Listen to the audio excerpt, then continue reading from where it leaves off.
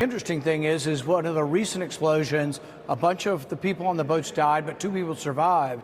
Did we detain them and check them for drugs or drug residue? Did we gather the evidence from the wreckage and then prosecute them?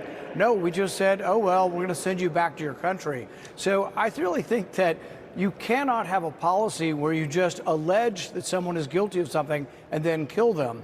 The reason being that we interdict ships all the time off the coast of Miami, off the coast of California, and the Coast Guard statistics say that about 25% of the boats that we stop to search don't have any drugs. So if 1 out of 4 of the boats don't have drugs on them, you know, what kind of person would justify blowing up people when 1 out of 4 boats may well not have drugs on them? So don't do it again. Is that the message? Well, what the message is that, and this has been fought in the Senate, will be fought again next week, is you do get to kill people when you're at war. So if we are to be at war, the Constitution says Congress has to vote for a declaration of war. I'm not for declaring war with Venezuela. I despise socialism, communism, authoritarianism, but I'm not in favor of starting a war with Venezuela. If you have a war, you can kill the enemy. If you don't have a war, you have international crime and you have to treat it as such. And really, the seas, even in international waters, there have been rules of engagements for over a century, and they don't involve blowing people up without first asking them if they will allow to be boarded to be searched. It's the Homeless Left with Matt Weinglass and co-host Jay Scott. Episode 142, Everything is a Lie, with special guest Jeremy KUZMAROV, and an all-new top censored news of the week. And here's your host, Matt Weinglass.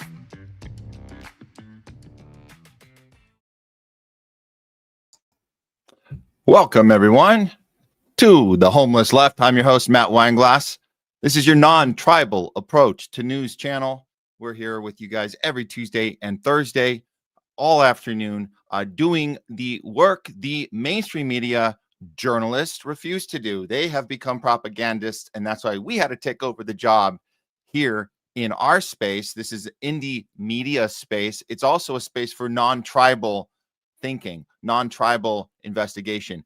We're here with the fundamentals of not just how news should be, but how everyday life should be. And we bring these values to the table every single time, nonpartisan, non-tribal, using our critical thinking skills. That's what it's about. You apply those principles every time. Those principles are consistent, not just when they help your team, but when they also help out somebody you don't like so much, because it's not about what you like or don't like. It's about applying principle, being consistent. And once you do that, it's actually a lot easier to get through the day-to-day news cycles because you just be consistent. It's actually a lot easier. I actually would hate to have the job of those mainstream pundits, because they have to look for constantly, every day, look for ways to spin the day-to-day stories to fit the needs of their viewers, fit the needs of their advertisers, and fit the needs of the people in power that they are there to protect. And that's not journalism. So this is what we're doing here. So this is what the Homeless Left is. We are homeless from the left. That's where we started. That's what the show's about. I had some people asking me about that. What does homeless left mean? Well, that's what it means. It means that we started from a place. Now we're here. We invite anybody who feels homeless, whatever place you started from, and you feel like you no longer get heard, you no longer are allowed to ask questions, you're no longer allowed to challenge the people you voted for. You're only allowed to insult and criticize the bad guys. That's the other team. If you hold anybody accountable that you want to do a better job, they will tell you you're a bad actor. You're working for another team. In fact, they go worse. They call you names. They call you conspiracy theorists. They tell you to shut up, get in line, wait for your next instruction. We got to save democracy. We're all in this together. All the language they recycle over and over, and they do it on both sides. Both sides are victims of this, and mostly unknowingly. A lot of people might go along with it on purpose, and they become the willing participants, and they're not people that you want to stay as far away from those people as possible, because their job is to confuse you, is to use hate and fear. And again, it happens on both sides, not just one. All around, people are trying to keep us divided and protect, like I said, protect the people in power. And that's how you do that. That's how people in power keep their power, is by keeping the rest of us confused, divided, living out of fear, living out of hate, living out of uncertainty, getting through a normal day, a normal week, just trying to get your family through the hardships of this economy, the hardships of day-to-day life, the hardships of technology taking over our lives and social media, and feeling completely isolated, all these things. So this is why it's so important that we find ourselves in spaces like this. This is not a tribe. This is a community. People also ask me, what is the difference? Well, we're not promoting that you have to, in order to walk through the door of the homeless life, you don't have to check boxes at all, which is how you can tell the difference between a tribe and a community. So the only box you have to check is leave your tribes at the door and be who you are. And whatever ideology, wherever you come from, we embrace you. We embrace you and allow you to be however powerful you can become by using your own critical thinking skills. And that's all we really care about here on the Homeless Left. So that's what the show's about. That opening, you saw Rand Paul using his critical thinking skills, not representing a tribe. We'll get to more of Rand Paul later in the show, but we are calling today's show Everything is a Lie. That's kind of what it comes down to. Everything that we were taught, everything we were told to be true.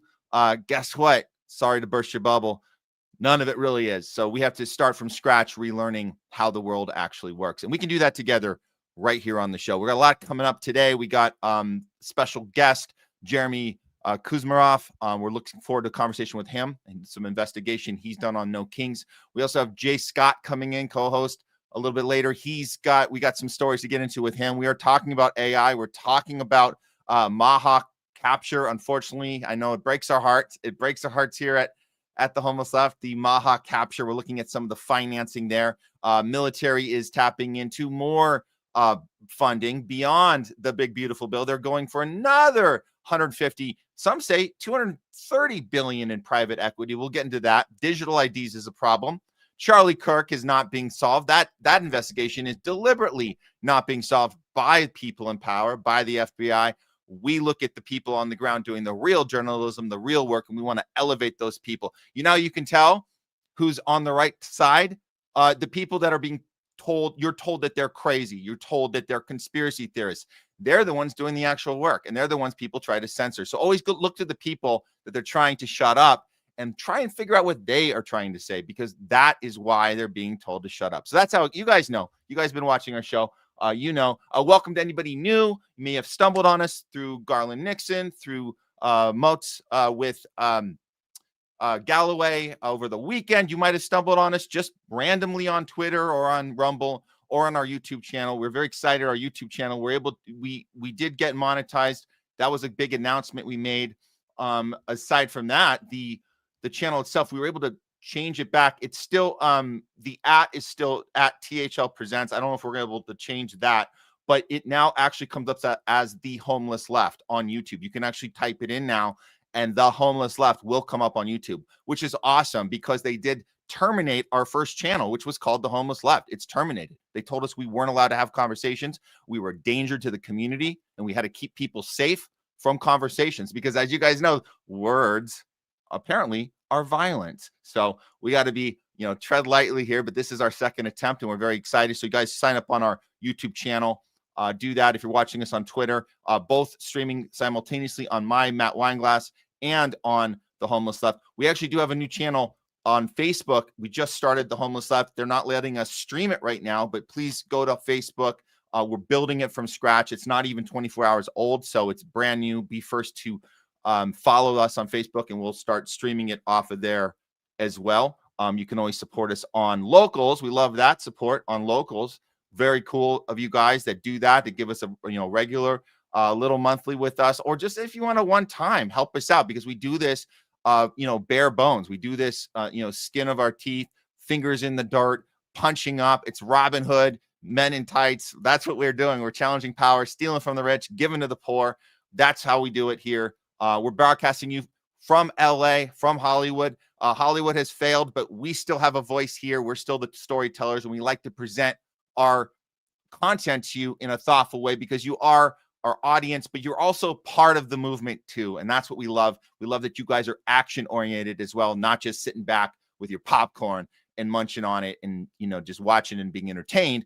You're actually participating as well. We like that. Speaking of participating, Talking Back's coming up later. You guys can get your comments on our channels on Rumble, on YouTube, and on X, and we can get those up for you guys during Talking Back live on the show. Of course, Rumble Rants and Super Chats. That's Rumble Rants on Rumble, Super Chats on YouTube. Go to the front of the line, and we will get you on the show today. Okay, that should do it on the opening. Thanks, you guys. I can see you spilling in a little at a time. We have a great show planned for you. We hope that the algorithm isn't working against us, that it kind of starts to pick up a little bit after, you know, into the first half hour. So we'll see how it goes. But without further ado, let's just get started and hope the rest start to spill in a little at a time. Yeah, I think we're good to go. So let's go ahead and start off. We love to start our Thursday show off with none other than top censored news of the week. Let's do it. Fortunately, we're here. Man, I always play the wrong one. Okay, that was the outro. Let's try that again. It's time for top censored news of the week. Let's go. Uncanceled Comedy Collective presents Top Censored News of the Week. It's top censored news of the week. We're bringing you the stories the mainstream media just refuses to cover. If they do cover them, they always do it in a very dishonest or sloppy way, and it's always on purpose. First story of the three that we thought was very important to put up right away, because this was actually a local story that broke here in LA.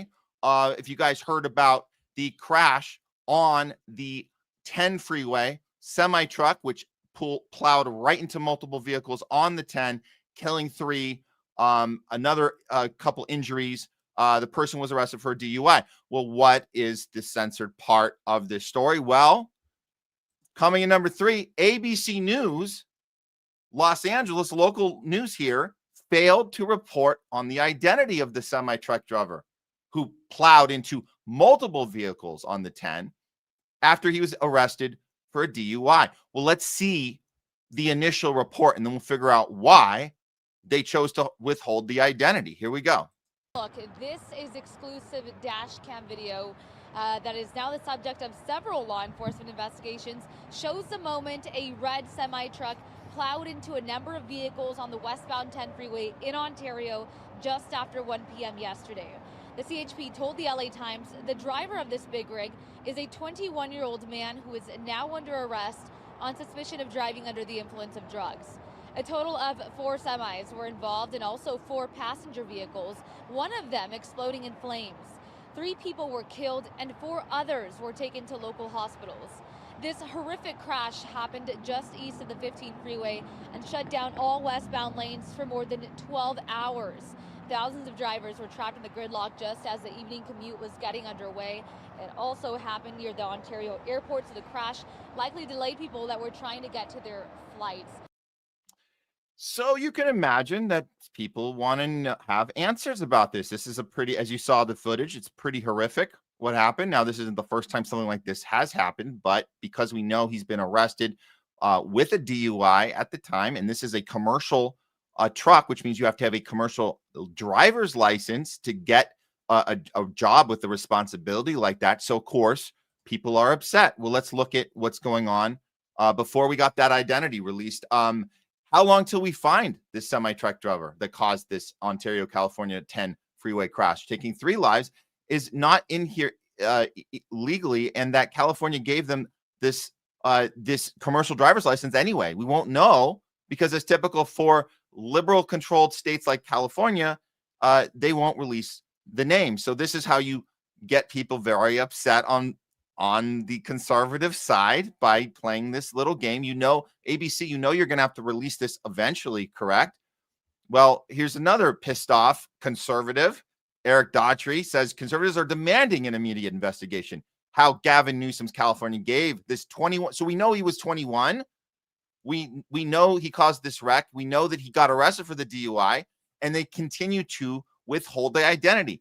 They're going to have to tell us at some point. Why not just tell us right away? Why do they play this game that they have to hide this information? What do they have to hide? Uh-oh. Well, here's ABC following up. Driver identified in the DUI arrest of the deadly chain reaction crash on the 10 freeway. He's 21-year-old Indian national Jasanpreet Singh, who reportedly entered the U.S. illegally in 2022. Why did ABC take so long to tell us this information? Now you got people more pissed. This should never have happened. This guy was a semi-truck driver suspected of killing 3 people in a DUI crash. He is an Indian. Now, see, this is what they start calling him names. Indian illegal alien who was caught and released at the California border. And there is a paper trail of this. He was released by the Biden administration in March of 2022. So why not just report all this at once? Well, because this is the game they play, and this is on purpose. ABC had the information. They weren't being respectful of family and stuff. They set this up in order to keep people divided and pissed off, and blaming this solely on the Biden administration, who we know was very loose at the border during his term. But we know that the border crisis is something that both parties are both equally guilty of. So this is, again, another device to keep us divided. They had the information the whole time. They only put it out little by little. And again, people are pissed off. Okay, coming in at number 2. Indie journalists investigating Charlie Kirk's assassination are doing the FBI's job despite being labeled conspiracy theorists as more shocking footage is uncovered. So we've been showing you guys the people that have been doing the good work during this last month and a half. And people like, we know, you guys know the people been doing the work on this. They've been called all the names: Candace Owen, Max Blumenthal, James Lee. Sam Parker's been a good one. We've been covering his work. He's been doing some excellent work. Well, here's something Sam Parker just put out, and I thought this was interesting. And again, the FBI is not looking into any of this. Just to be absolutely clear, this is what investigative journalists and independent media people have to do. This is why we do this work, because we know that Kash Patel is not going to do it. He's going to silence it. So here's what we got. This is the breaking news from Sam Parker, that Charlie Kirk was abandoned by his chief of staff after spending the entire morning at Charlie Kirk's side, filming everything. This guy, his name is Mikey McCoy, and he appears right at the moment of Charlie's death. He appears to abandon him. And the way you find this out is you piece all this information together. It takes weeks to kind of put this together. So he's saying to simply watch this guy, Mikey McCoy, turn and walk away from Charlie in the very instant that Charlie is mowed down. Mikey doesn't jump in surprise. He doesn't duck for cover. He doesn't rush to Charlie's aid. He doesn't run away and panic. He doesn't even try to capture any footage, as he's been doing the entire morning. Nope, none of that. Well, let's watch some of this coverage, because, again, this is about piecing information together and doing your due diligence to get all the facts, put it together, and then ask the right questions. That is good journalism. So this is, okay, now I'll show you this in a second, but this is the rest of this so you can see. Instead, so watch for this on the footage. Instead, what he does on the moment that Charlie is hit, what this guy does, what Mikey does, is he calmly strolls off. He turns and walks away. There's no fuss, no muss, no security accompanying him. So he's not being evacuated for his own protection. He's just goes off. Everyone else rushes to Charlie, gets him into that SUV, but Mikey McCoy can be seen walking away in the distance, completely ignorant of whatever is happening to Charlie behind him, not visibly caring at all. These are the questions we should have at the moment when it happened. We all did, right? Was Charlie dead? Was he bleeding out? Did Charlie need help? Should he ride with Charlie to the hospital? Where are they taking Charlie? What's going on? Apparently, none of these things were of any concern to Mikey McCoy. Charlie's friend and chief of staff, who I will remind you is filming the entire morning, documenting the entire experience until he wasn't. Let's watch the coverage from Sam Parker. Here we go.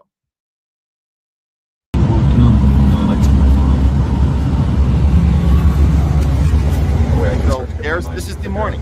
This is actually where they were arrested. So Mikey is Wow, look at that.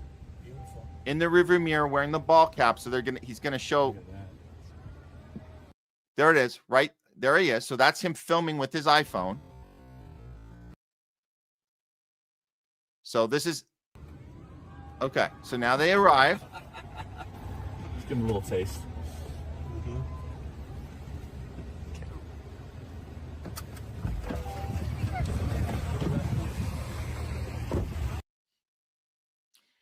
Here we go. So he's in the white ball cap. You see that with the backpack? And there's the other guys. And we've looked at some of these other guys that were around, all the security team rushing him after the incident. So there he is. See? Cell phone's up. And here's the big entrance. Here's the big entrance where Charlie comes out with the hats. Doing the hats, right? This is actually Mikey's cell phone. We have the footage. Like Sam got the footage. So he's documenting everything. Let's see what happens. Okay, so he's doing the fan thing, throwing it out. Here we go.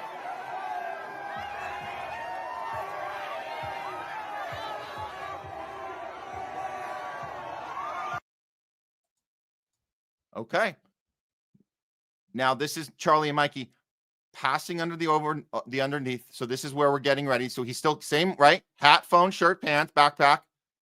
There he is. Trailing Charlie, right? Still with the cell phone up.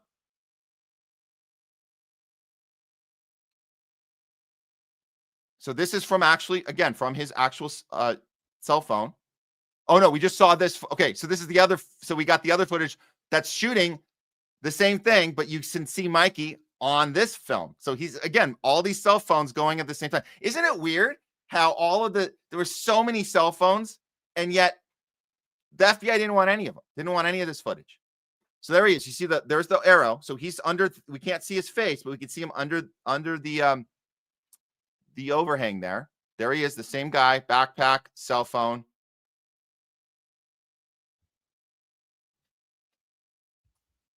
Now your guys are going to see something really crazy here. So this is the point where the question is asked, right? There, and there's Mikey. He's still there, documenting the whole experience.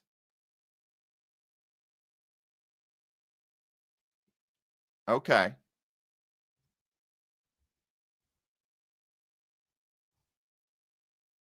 Okay, so he left. He comes back. He's texting, doing something, but he's back in that same spot. Again, we know it's him. It's the same dude. We can't see the face from this angle, but we can see him with the same phone. And he's still at that corner. Now, this is where he's asking. This is where we're getting to the moment because he's going to take that question. Charlie's going to take that question here about the gun violence, about, the gun violence question, which we know was also oddly, seemingly set up to be the question. Okay. Still filming. Or is he filming? Is he talking? It's hard to tell. Is he texting? But he's still there. Here's the guy. That's Hunter Kozak asking the now infamous question. And Charlie's about to be killed.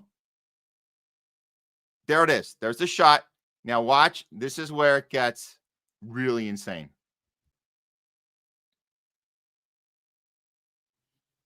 Okay. Now everybody's scrambling. Now he disappears, not running, just kind of walking casually. He's going to reappear on the other side. And he doesn't seem interested in what's happening. Okay? So he just walks away.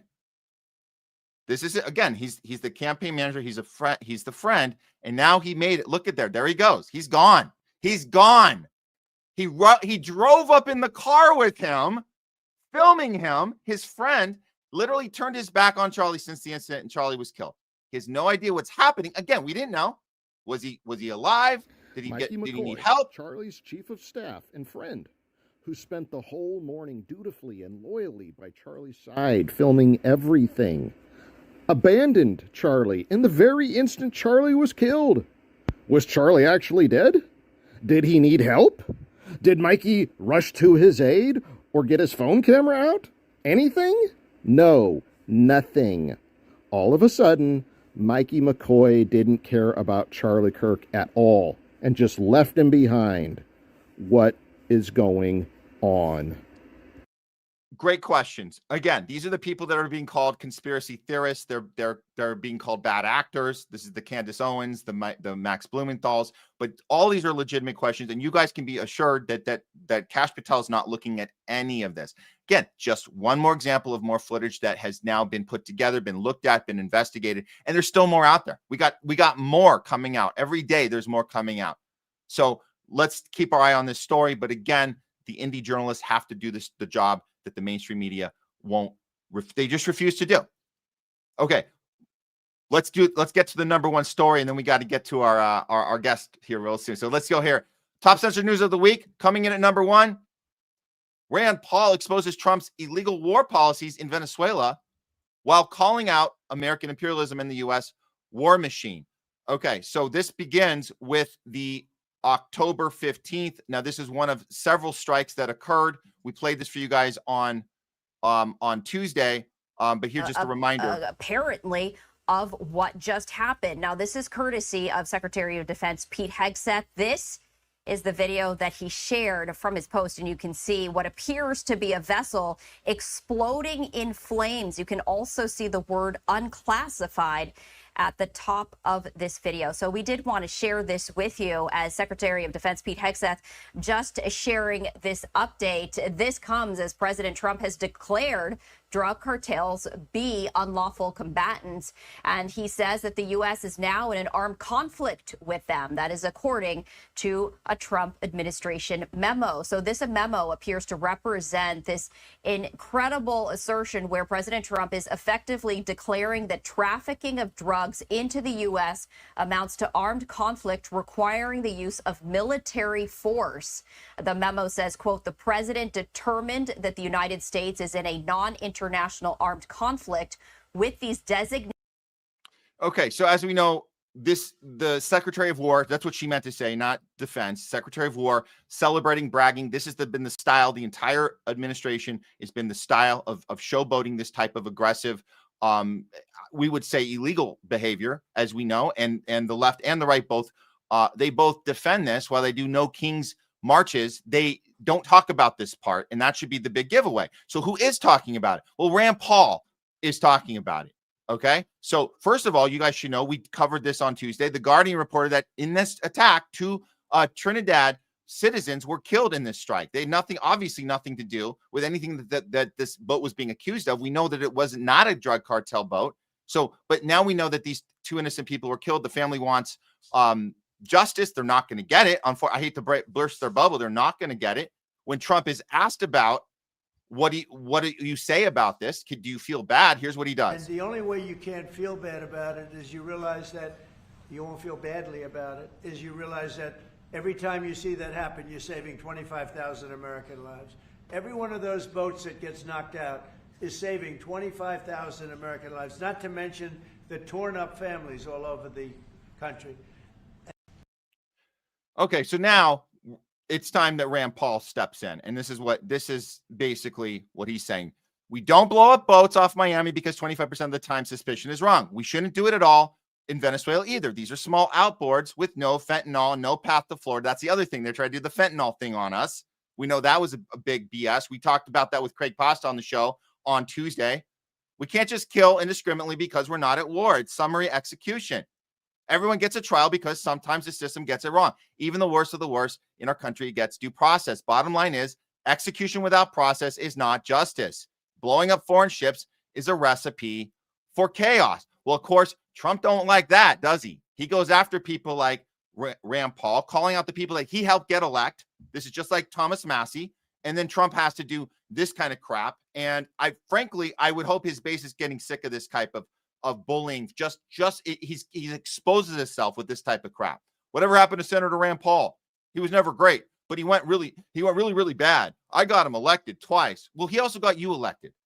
But he just never votes positively in the Republican Party. He's a nasty little guy, much like Congressman Massey. So he puts them both in the category. These are two people actually holding him accountable.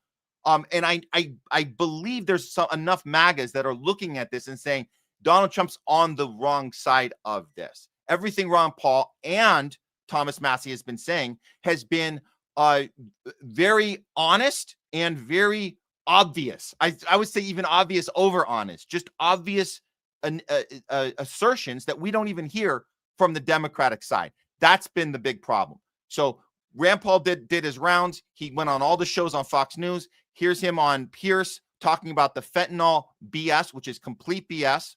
There is no fentanyl made in Venezuela. Not just a little bit. There's none being made in Venezuela.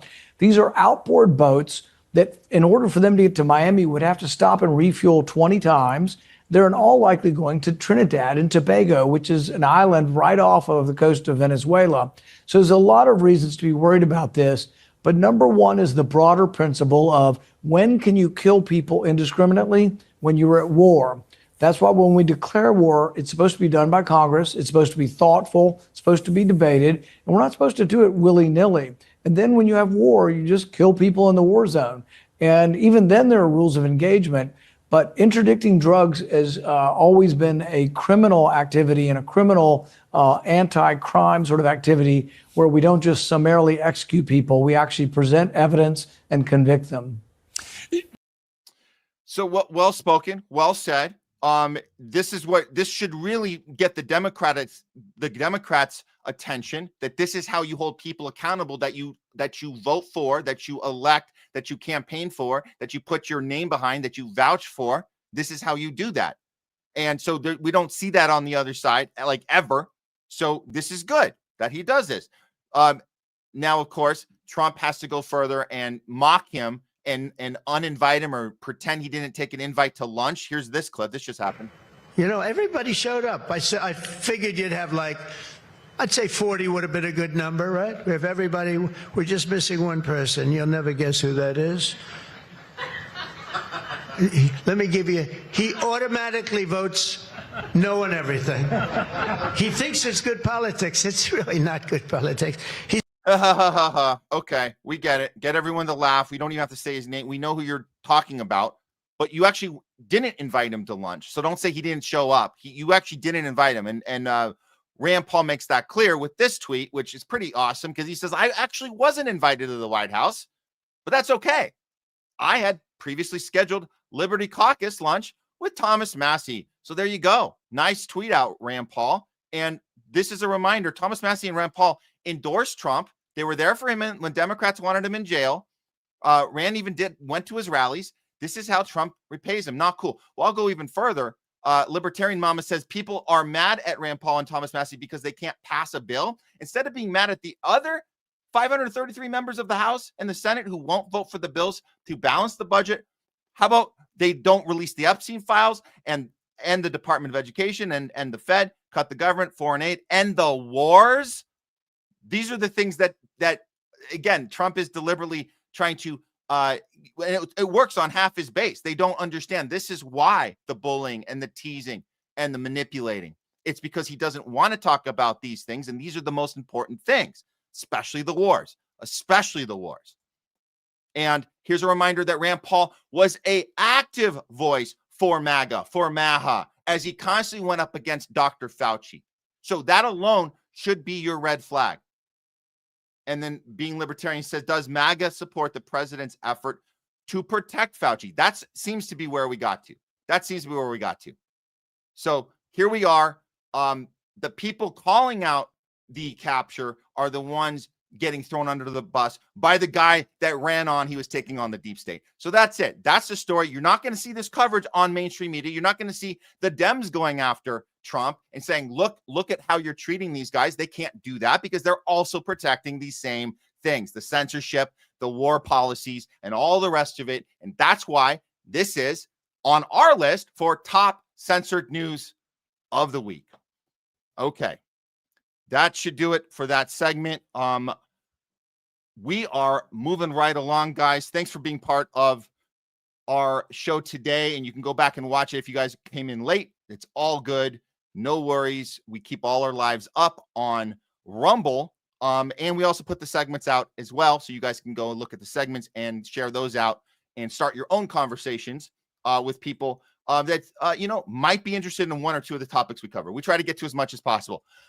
This next topic, very important to us here in LA. We've been covering this stuff, and we're very, very excited to have our next guest with us. I'm going to give him a proper intro here, and we're going to get going right here. Here we go. Hold 1 second. Here we are.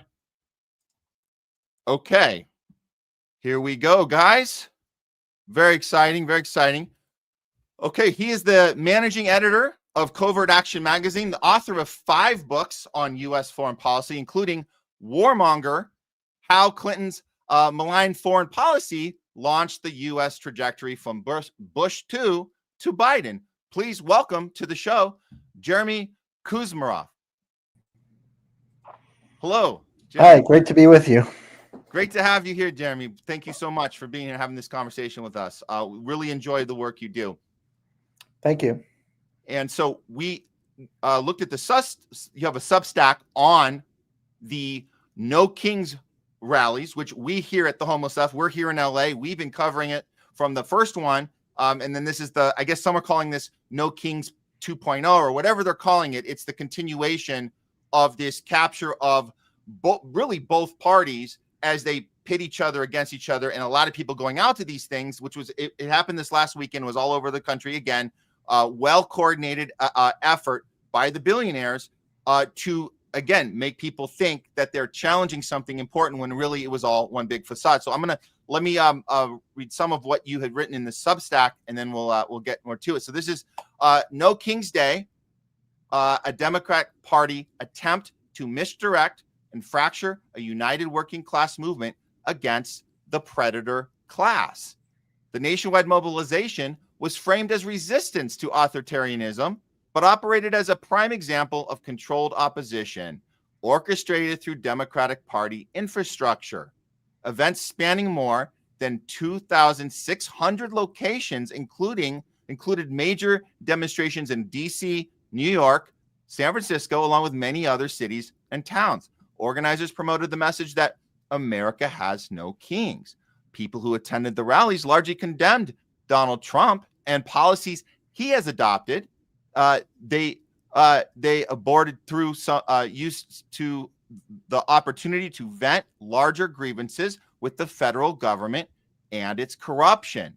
Behind the public-facing movement, funding, logistics, and strategic messaging of the No Kings event were largely controlled by Democratic Party-aligned unions, donor networks, and nonprofit organizations, while presented as grassroots opposition to executive overreach. The movement illustrates how controlled opposition can redirect genuine public anger toward partisan objectives, shaping narratives, defining targets, and selectively framing abuses to fracture potential working class unity. Jeremy, this is a well thought out assessment here. Now, you were actually at one of the protests. You were in Tulsa, Oklahoma, covering this billionaire NGO funded event, correct? Yes, correct. Yes. So tell us from your vantage point how we were able to get to understand this setup of this event and what you saw with your own eyes out there, and how many people around you were aware of this, or were they not at all? Well, yeah, I mean, on one hand, it's an opportunity for people to express their frustration with various policies, and you did see different kinds of signs, including some stuff, critiquing military aid to Israel. But above it all, I mean, this is an effort to basically channel public outrage and dissent into the Democratic Party and into supporting the Democrats in the midterm elections. and it's very narrow in its critique. It's basically promoting the Trump derangement syndrome that, you know, Trump is a king, he usurped executive authority. Well, there is substance to that critique.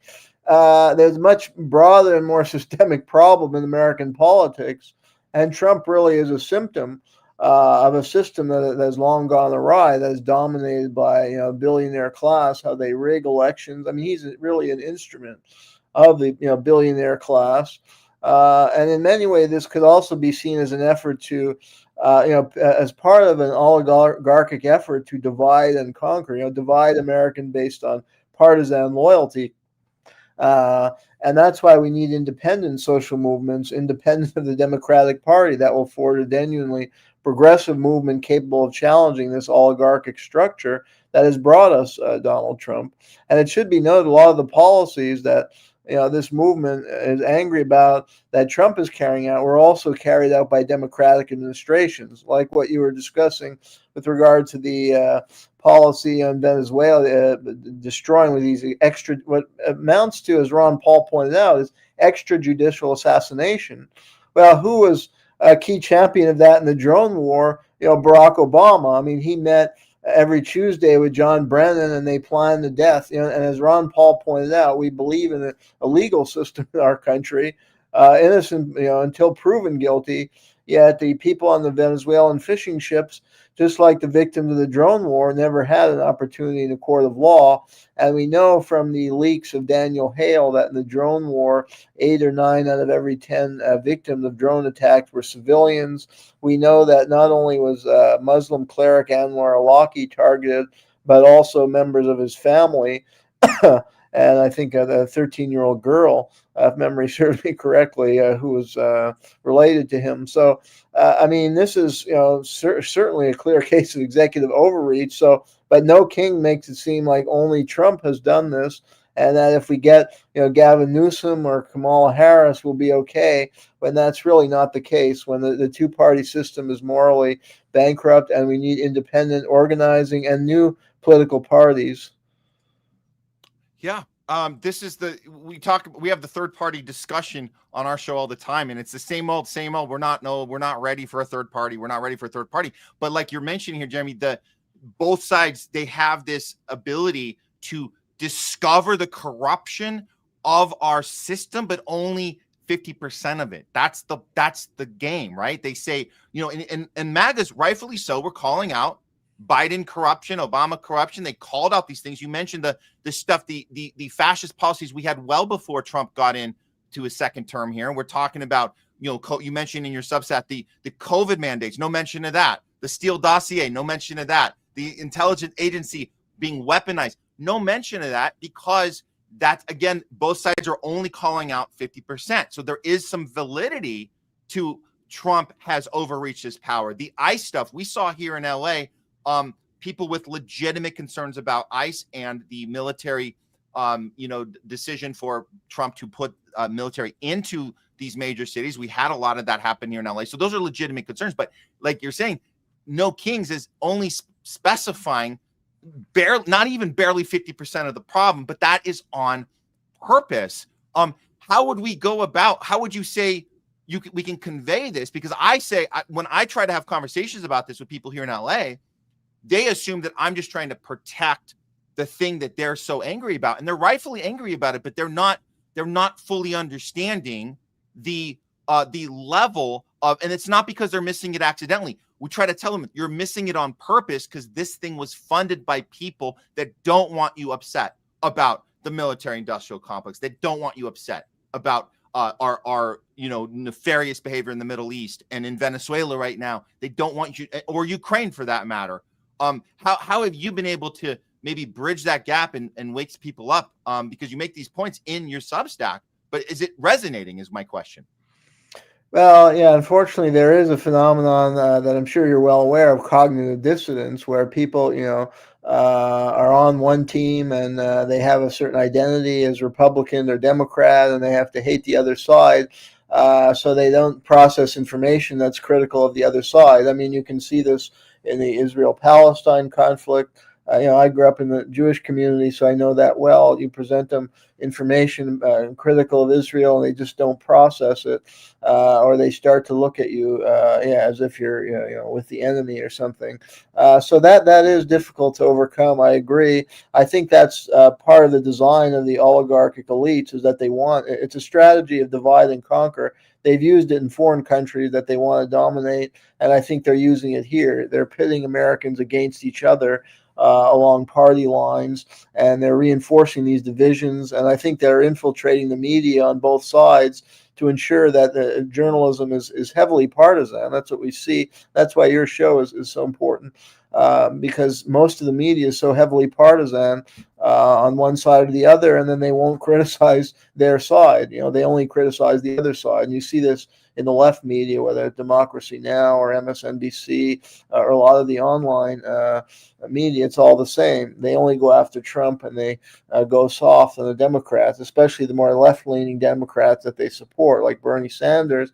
But Sanders has a horrible record when it comes to Ukraine, Russia. He's displayed a lot of Russophobia.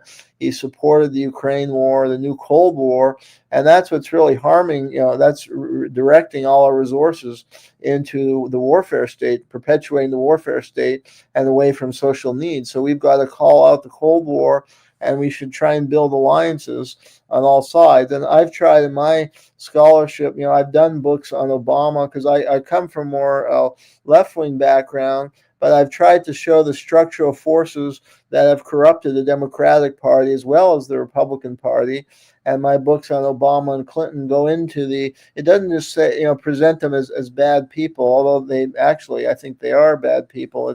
It's these kind of opportunists that get into those positions of power who have no concern for human life. But on the other hand, it's these structural forces that corrupted them. It's the money. In the Clinton case, from the beginning of his career, he had to get in league with the wealthiest and the biggest corporation in the state of Arkansas, like Walmart and Tyson Chicken and the Stevens Investment House, to gain political power just in the state because of all the money that's required in elections. So I tried to show in those books, and perhaps we can try and help explain to people how it's not a matter of Democrat, Republican. I think it's one class versus the other, and that the elite have rigged the political structure, and whether it's Democrats or Republicans, they have to, the way elections are structured in this country and the amount of money that's required to run in elections, they've got to cozy up to the wealthiest, and the wealthiest and the billionaire class uses those politicians. They fund their campaigns, and they co-opt and corrupt them, and that's at the heart of the problem. So if more can understand that, and if you can explain that rationally to people, they will see that the war is really not Democrats, Republicans. It's that we need a systematic change in our political system. And as a historian, I can look back, there were new parties that developed in the late 19th, early 20th century, like the populist and socialist parties, and those helped to change the system for the better in the progressive and New Deal era. So those examples, I think, could be brought forward as far as the urgent need for a new party. Yeah. Hey, real quick, I just want to welcome our friends over at Do Dissidents. They have rated the stream. Welcome you guys to the conversation. And if you haven't discovered Homeless Left, now's your time to not just like the video, but hit the subscribe so you can notice when we go live. And we appreciate you guys. We're all doing this in the same space, independent media. We love the Do Dissidents guys. We love them. Keaton and Russell, they're badass, and you guys are too. So thanks for joining in on the conversation. Jeremy, let's so back to the money part, because I think that's a way I start talking to people about the money. Follow the money. We always say follow the money, and to notice where this is coming from. I mean, so we've done some work on this, and it seems it was just under. This is one chart that somebody on our group put together, and just showing us. And this is just a rough estimate here, but it looks like just under 300 million was spent just from these sources on this entire operation. And you can see Rockefeller in there, Soros, obviously, Buffett, Ford. These are all now when you tell people this, and they say, well, so what? They go, so what? Well, what does that money go to? It goes to very specific marketing right techniques, right? It's not it's like, well, is it going to paying protesters? No, that's what Fox is telling us. They're making up the lie that people have to be paid to go there. No, it's actually very easy to get them there because they use their emotional heartstrings. They pull on their heartstrings to go out there like they're doing something really, really important. And yet they don't know what it is they're actually doing, but they're standing up to no kings because that's what everyone's doing. So with that, where is this money going? Would you say, is it something like this to get the coordination of the NATO colors and the getting the verbiage right and all the signage like this? We saw this whole, here's why we wear yellow. Max Blumenthal shared this out. This is the whole, they break it down. This is why it aligns with Ukraine. And it's the NATO policy that we have to police the world because there's bad guys trying to take over the planet. And it's saying choosing yellow, it kind of puts ourselves in this space where we're the good force on this planet. Is that where the money's going? Where else is it going? And how do we, again, like I'm stuck on this part of how we break through that problem of having this conversation with people and let them know we get it. You're trying to do a good thing, but you have to understand this is captured by big, big money. Absolutely, yeah. Well, it's an elaborate marketing campaign. Yeah, it requires a lot of money as far as the promotion, as far as paying organizers. It seemed there were a lot of provocateurs at the event because the event I went to in Tulsa, and I've been to a lot of different protests and been involved with a lot of peace groups. And usually it's kind of a familiar crowd or type of people who are there. But at these No Kings events, you had these big bruiser type guys who looked more like from a motorcycle gang, and they were blasting this anti-Trump music and these kind of incendiary anti-Trump signs, and they made it very personal. And I think that's a sign of controlled opposition because they want to personalize, and that's what the American political structure is run by the public relations industry, and they get people to vote based on emotion, and they build up characters that you're supposed to identify with or hate, and what it does is evade the issues. Instead of really, elections should be about debating the issues and developing ideas for addressing social problems, and it's not really about pitting people against each other, but that's what they do. They develop these kind of WWF type character like Trump. I mean, he's really a creation of the media industry, and I think this event was just furthering that project. And again, they're making the focus all on Donald Trump himself and his personality, and not all these problems we're dealing with. And they're channeling people into a Democratic Party that's really Republican Party light. I mean, they embrace similar program when it comes to immigration. They've adopted very draconian immigration policies. In fact, Obama deported more people than previous administrations. So, and they beefed up border. I did some research on this, and Biden beefed up the border security more than Trump did. And Harris was running on Trump's right. And then when it comes to foreign policy, they're attacking Trump from the right. When he visits with Putin, they start mocking him, and they try to accuse him of a Russian agent. So, that's and when he went, the few good thing, and I'm not a Trump supporter, but when he went to visit the North Koreans, that's a good thing. I mean, that could lead the way to possibly diffusing that conflict. You have the Democrats and the Democratic media mocking Trump that he's an appeaser and this kind of language. So, in some way, the Democrats are even more to the right than the Republicans, particularly when it comes to a lot of foreign policy issues. So these events, are just channeling people into that party and personalizing it, making it all about Trump. And so we're not discussing what we're discussing. People are not discussing the money behind this and how these big money interests have basically corrupted our democracy irrevocably. But that's not open for discussion, nor alternative visions of foreign policy. Yeah. Well, as far as, yes, I totally agree with you. The Democrats I think it's because they're more susceptible to the pulling on the heartstrings, the storytelling. Here in LA, we see it all the time. You mentioned the North Korea situation.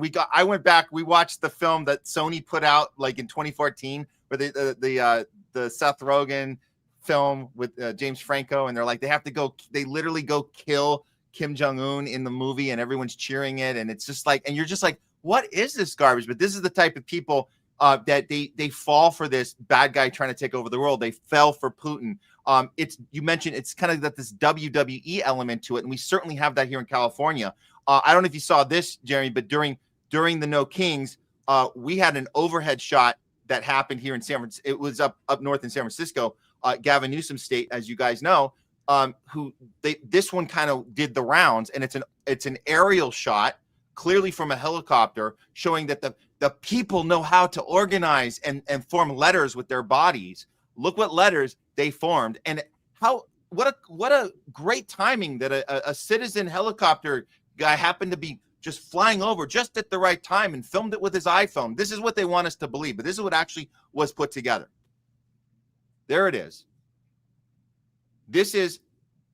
They want us to believe that in San Francisco, that there was this bottom-up movement that the people said, let's say no kings, and then let's do a push for yes on 50, which, again, this is the WWE we have going on right here in California, where it's Gavin Newsom taking on Trump. If Trump can go into Texas and screw with the Texas numbers and get 5 more seats, we can do the same thing here in California. So this is all theater, and it's like, oh, well, we're the good guys, so we're allowed to do this. But like, I'll tell people, do you actually think that the people organized this without top-down coordination when we're talking about pushing policy that's only going to help the donor class and the Gavin Newsom class here in California? What are your thoughts on this one, Jeremy? Well, yeah, and also it's instructive to listen to the speeches. Like I listened to the Washington speeches just online, and I mean, what they weren't discussing, like they weren't discussing the new Cold War or critiquing the new Cold War and all the money, you know. And Sanders was one of the keynote speakers, and he's supposed to be against, you know, big corporation and the billionaires, and yet that Ukraine war had been a boondoggle to the billionaire class, you know, the weapon producers, the Wall Street firms that own them, and it's diverting money from badly needed social program, you know, healthcare, the stuff, you know, Sanders does purport to care about. But he's not saying anything about how the rhetoric of the new Cold War, which he embraces, and these policies in Ukraine, and now the, you know, looming potential war with China, that's sucking all the resources into new arms races, you know, and how Trump, it was Trump who pulled out of the INF treaty, you know, an arms control treaty, and that's, you know, fueling a new arms race with the Russians, as well as hawkish policy toward China. So I didn't hear any of that talk among the speakers. I just heard like derogatory things about Trump. So, I mean, not the issues that should concern us all, that we've got to stop this thrust toward war with Russia. I mean, that could lead to nuclear war. And that's what's diverting our badly needed resources away from you know, program, healthcare, education. I mean, the homeless population is out of control here. Yet we spend the Trump military budget is now over $1 trillion, but the Biden budget was just below $1 trillion. So you can't say Biden was much better. But again, no king is diverting any discussion of that, and that's what the elite class want. They don't want the public really mobilizing together. Like we had a genuine anti-war progressive movement and a new party. I mean, there was the start of that. The Rage Against the War Machine was, I think, a good rally against the Ukraine conflict. That was bringing left and right together against the new Cold War and against all the money going to Ukraine. And, you know, Jimmy Dore gave a great speech because I was there, and he said, here's 10 great ways we could have spent the money. The $100 billion we've given to Ukraine in weapons, we could have ended homelessness in Los Angeles, put the homeless back on the street, and ended it again by giving them jobs and shelter and food. You know, we could have cured cancer by now. If you invest hundreds of billions of dollars, you're going to start to make a real inroads in disease. But then he said, oh, well, the pharmaceutical companies don't want that. But I mean, it was a good rally. So, I mean, I think that's a good social movement that could be very effective, bringing left and right together against the war machine, against the new Cold War, to get spending here on the programs we need, ending homelessness, education, healthcare, etc. But that's, I think, what the elite plutocrats don't want. So that's why they want to channel it again into the Democratic Party, whose social and economic political program is very regressive overall. And they're mostly Republican light on social programs. And then they're really, in some ways, more hawkish than Republicans when it comes to foreign policy, at least vis-a-vis Russia, Ukraine, certainly. Yeah, and you mentioned the Rage Against War machine. The first one, I was there too. We actually were just getting our show started there, and I remember Jimmy's speech, and I also remember not too many Democrats showed up at all. Not too many self-identifying progressives even showed up at all. We had independents there. You had certainly some Republicans and conservatives there. You had a bunch of libertarians were there. But like you're talking about, Jeremy, the idea that we could use up these moments to bring people together. If we couldn't do it then, it seems like we've even taken a step back from there, because I remember they tried to do the second rage and of course everything kind of changed after October 7th, because that happened in between the two of them. And then we started to realize, oh, you guys were only picking and choosing that you wanted to be against the Ukraine war, but you didn't really have anything to say about the genocide in Palestine. So like that part got disconnected. And again, you're saying that the Democrats are the hardest ones to get out to these things. So here we are. We just did the No Kings March, and you would think that somewhere in one of these cities there'd been some sort of like anti-war messaging somewhere, but we didn't see any of it. And I told people here in LA, like, aren't you concerned that there were barely any pro-Palestinian people that showed up to this at all? And if they did come, they were kind of pushed aside. We saw this Code Pink. Code Pink shared this out. Like, they were harassed about this when they were trying to say, no, we need to stand up against the entire war machine. So it's really tragic, Jeremy, that we're not just seeing it being left out of the dialogue, but when people put it into the dialogue, they're getting kind of shamed and pushed aside by the very people that we always thought were going to be the first to be anti-war, and they're not. They're at the back of the line.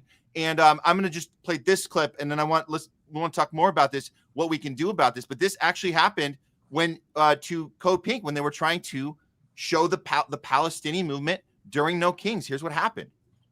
Oh, it's about our demand. Don't put your hands on her. You're in a public place. News is just going to take a beautiful picture of this and paint us all as, like we're pro-humanity, pro-anti-genocide, pro-humanity. All right, but it's the wrong. You're at the wrong event, dude. I don't think so. I'm sorry. Why do you think this is the wrong message here? Because this is No Kings. This is about the United States. It's about our democracy. Don't put that thing on. Whoa! It's about our democracy. Don't put your hands on her. You're in a public place. Okay, don't.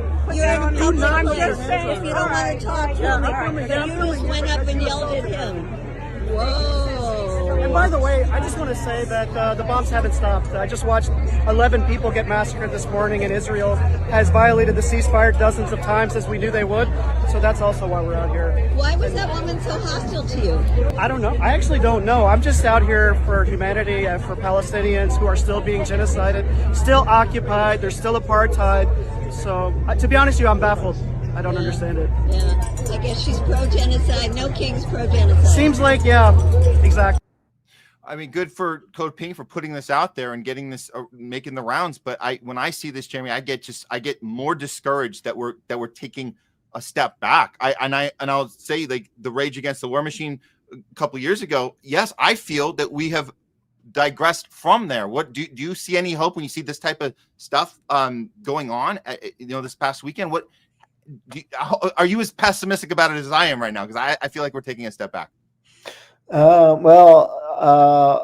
hard to judge. I mean, at the Rage Against War Machine, one disconcerting thing was there were a lot of group, because there were an interesting mix of speakers, and there were speakers associated, I guess, more with the left, like Max Blumenthal and Chris Hedges, and then a few associated more with the right. I think Ron Paul was one of the speakers. Dennis Kucinich was there, but there were some on the left saying, "Oh, they claim that one or two of the speakers who are associated more with libertarians were racist or something, or had regressive views when it came to the transgender rights or something like that, so they wouldn't speak." And that was, and I looked up the person they claim was a racist, and I didn't find anything he said that resembled racist comments. So I wonder if that's a product either of infiltration, because that's what, a lot of these political groups we have to recognize are infiltrated by either Democratic Party or intelligence agency operatives, and their purpose is to prevent these movements from growing and reaching their potential. So they, in politics, you have to build alliances so the provocateur or infiltrators will prevent that. So that's been going on a long time, and then that was happening at the Rage Against War machine. It could have been a much bigger rally, and as you say, I think the second one got canceled.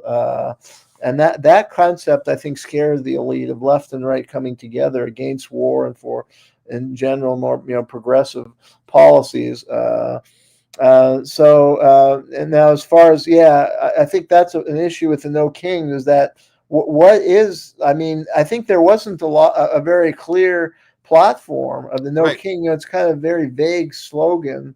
And what is the point? People come out to protest, but if there's no coherent vision of this movement, and it's just against one man, when, as we discussed, the system has been corrupted for years, and Trump is a manifestation of that system. So if and he's, he has a fixed amount of time. He's an 80-year-old man.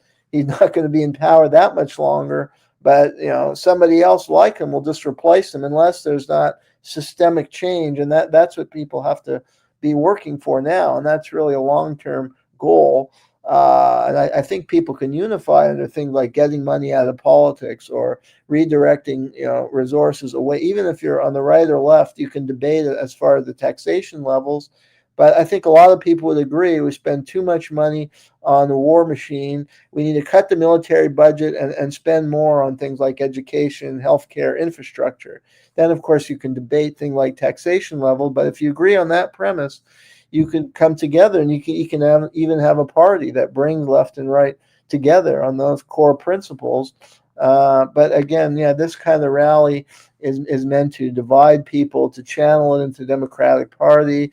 And then, you have the clip was quite significant in showing that they were hostile to the anti-war movement, which really are at the vanguard of progressive movements in light of both the horrific military budget and the horrific things we're seeing going on in Gaza, as she was pointing out, as well as Ukraine. That war has gone on for years and years. It's taken a horrific human toll.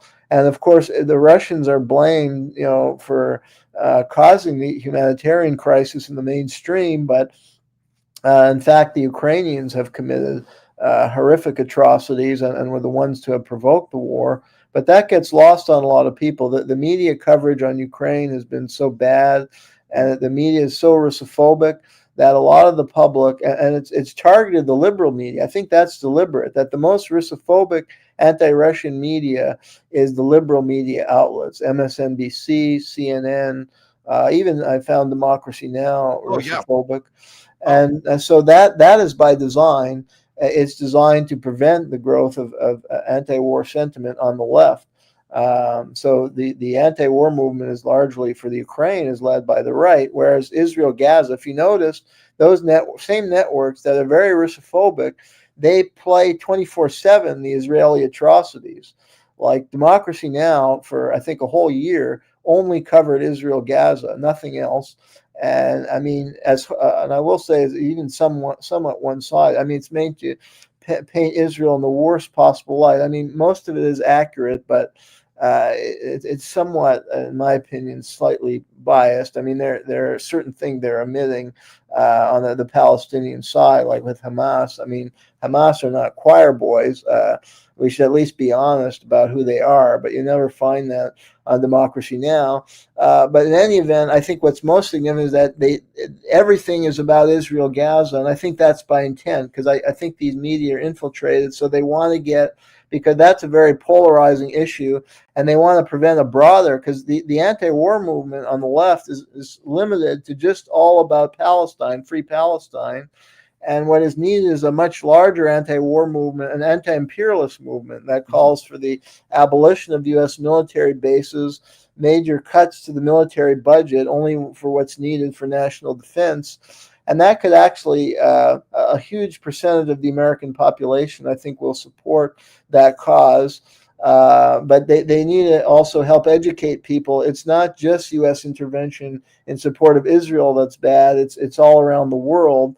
And Ukraine is one terrible manifestation of it, but they're silent on that, and they've got people to channel everything on the left into the Israel-Palestine. I think that's by design, in my opinion, as well, to inhibit the anti-war movement and its growth.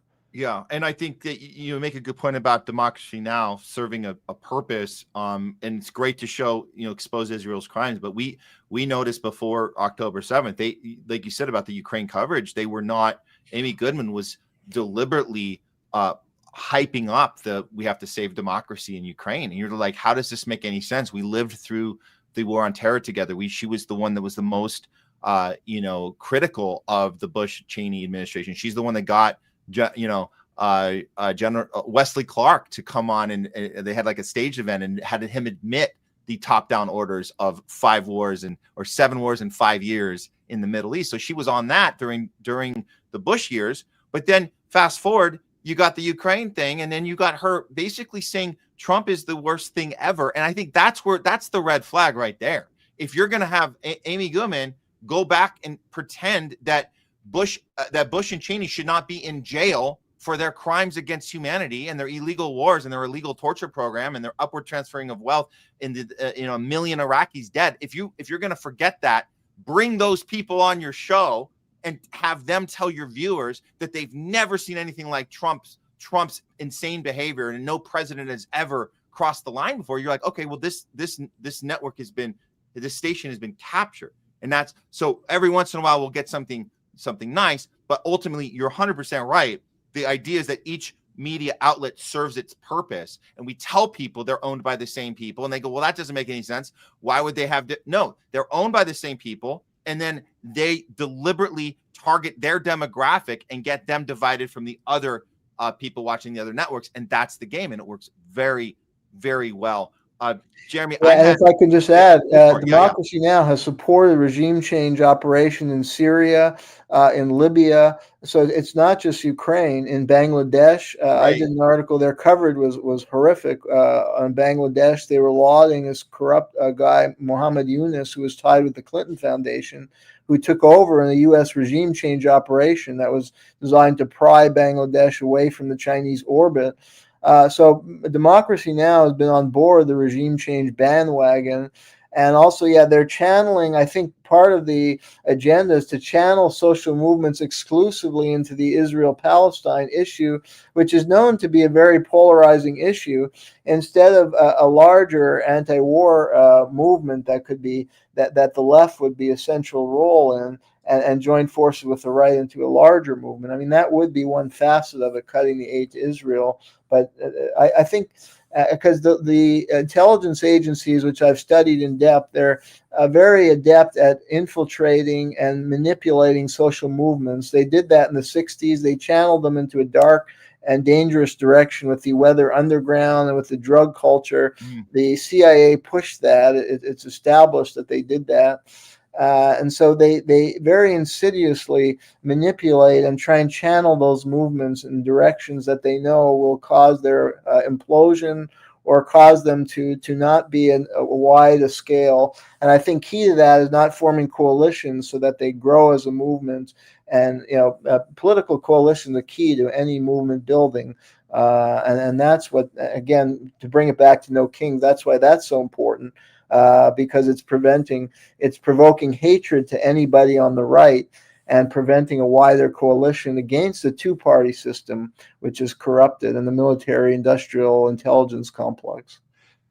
So I had a question with you real quick about all the organizations involved with No Kings, because and we saw the billionaire paper trail, the money, the NGOs. We see all of that kind of coordination from top down. But in your Substack, you also mentioned about the coordination of the union. So we have obviously the backing, the public backing from ACLU. We have the SEIU. These are the biggest unions. SEIU, biggest union on the planet, supporting this stuff. My question to you, and this is a hard one for me because we do a lot of union pro-union activism here in LA. We have a lot of union problem as far as our industries here, the entertainment industry. We cover it on the show all the time. I'm very close to people in the SCIU particularly, and I see them supporting No Kings. Would you say, Jeremy, from what you've seen from your vantage point, are these unions like ACLU and SCIU, are they in on the billionaire top-down divide and the propaganda machine, or are they also victims of the capture and don't know that it's top down? What is when I say they, I mean the people making the decisions at the top, the union, leaders? Well, that's a tough question. And yeah, I mean, there are many honorable people working in those organizations and see them as a vehicle for positive social change. And they can be, but I think they certainly do many good things. But yeah, I think they've been co-opted by the Democratic Party, and they serve a purpose of trying to draw people into the orbit of the party, which usually sells them out. For instance, the Biden administration sold out union interests repeatedly and did very little for the working class people. So the railroad strike, he completely destroyed the railroad strikes. Yeah. So their organizations have been co-opted. Unfortunately, people need to work with some organization that represent their value system.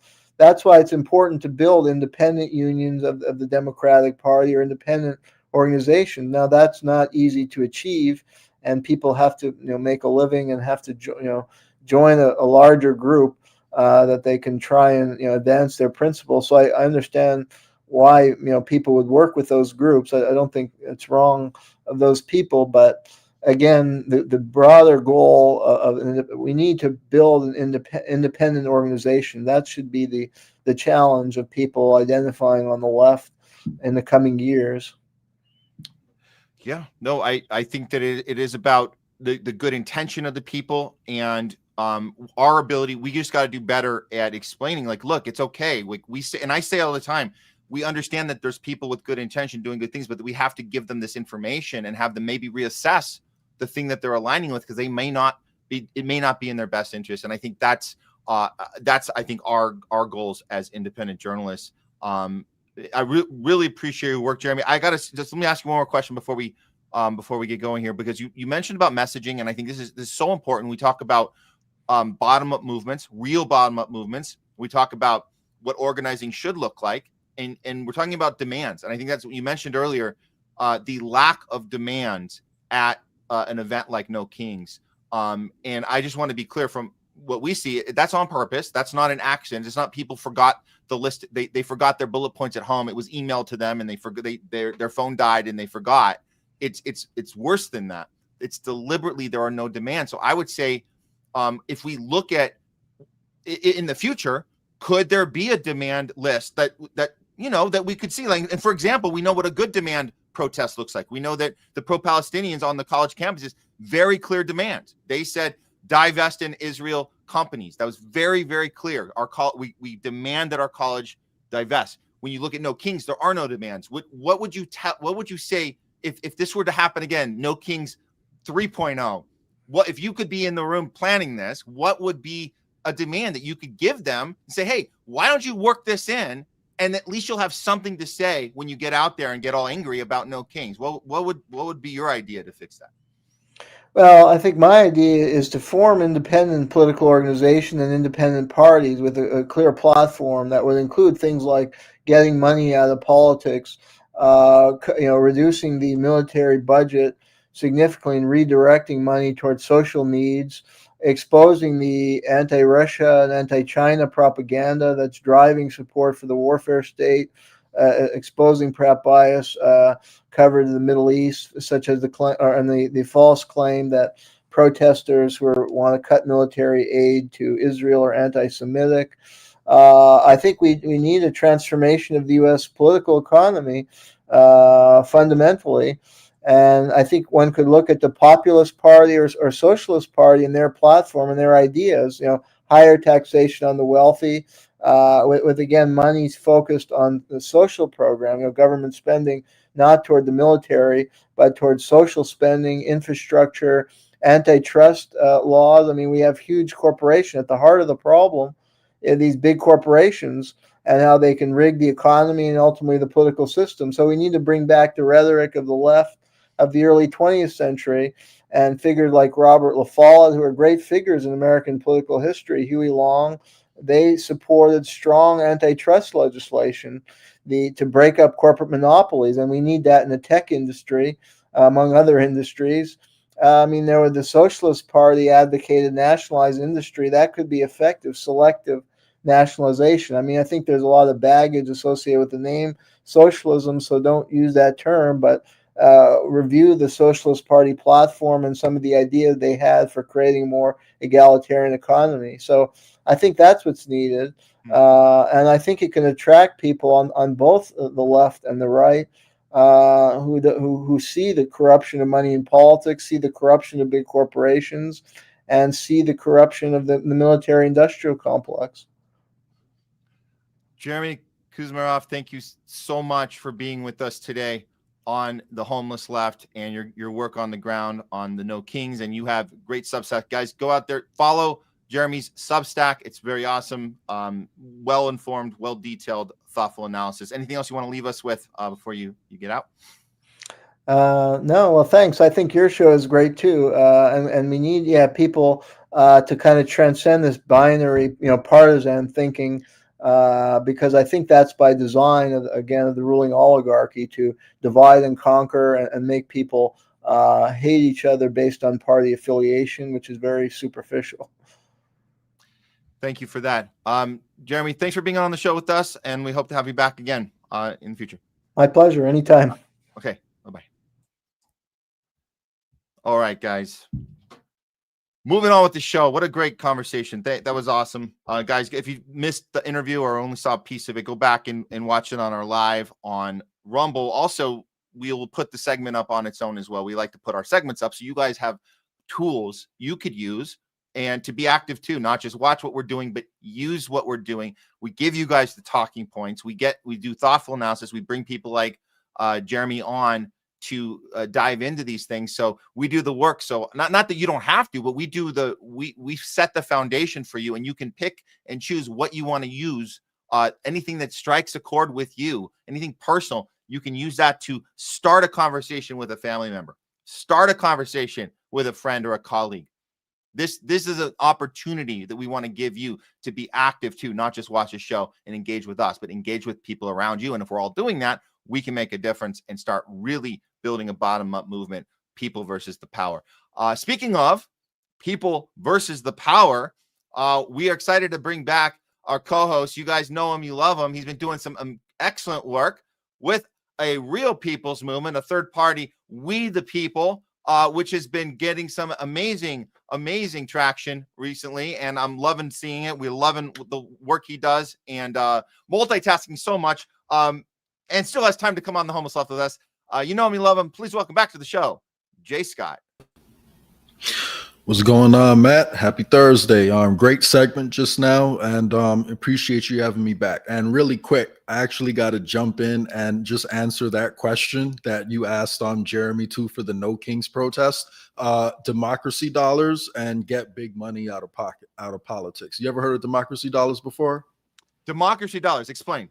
So democracy dollars is essentially we should give every single U.S. citizen a voucher that they can only do one thing with, and that's donate to politicians. So if we get corporate money out of politics and don't allow corporations and oligarchs to buy our elections, and we also incentivize each individual citizen to pay attention to the elections, I think we get a much better political system, because we ban the big money and then we give politicians a reason to implement popular policies. It was actually an idea that Andrew Yang came up with, and while I'm no fan of how he essentially just became a Democratic shill, like at the end of the day, sorry for using the harsh language, but no, it's accurate.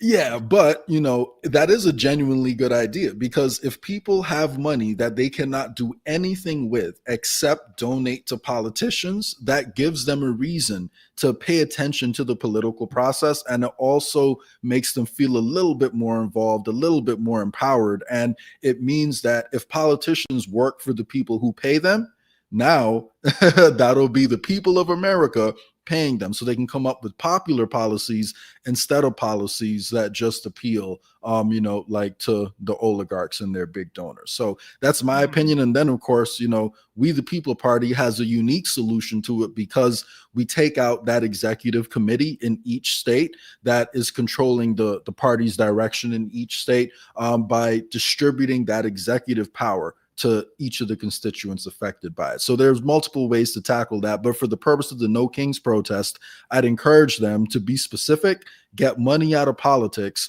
and look into democracy dollars, because that gives everyone a reason to be involved, and it changes the incentives for the politicians. So to be clear, you're talking about Andrew Yang's idea. This is not his universal basic income idea, correct? That's not what we're talking about. Yeah, different, which I also think may be needed at some point. But for the purpose of No Kings, if your point is you're tired of being ruled by oligarchs, instead of just pretending Trump is some unique evil and the Democrats are somehow the lesser of two evils, you should talk about how we fix the system that is empowering the oligarchs that you're protesting against, instead of it just being a bland, a protest with no specific ask. But, you're right on the money there, man.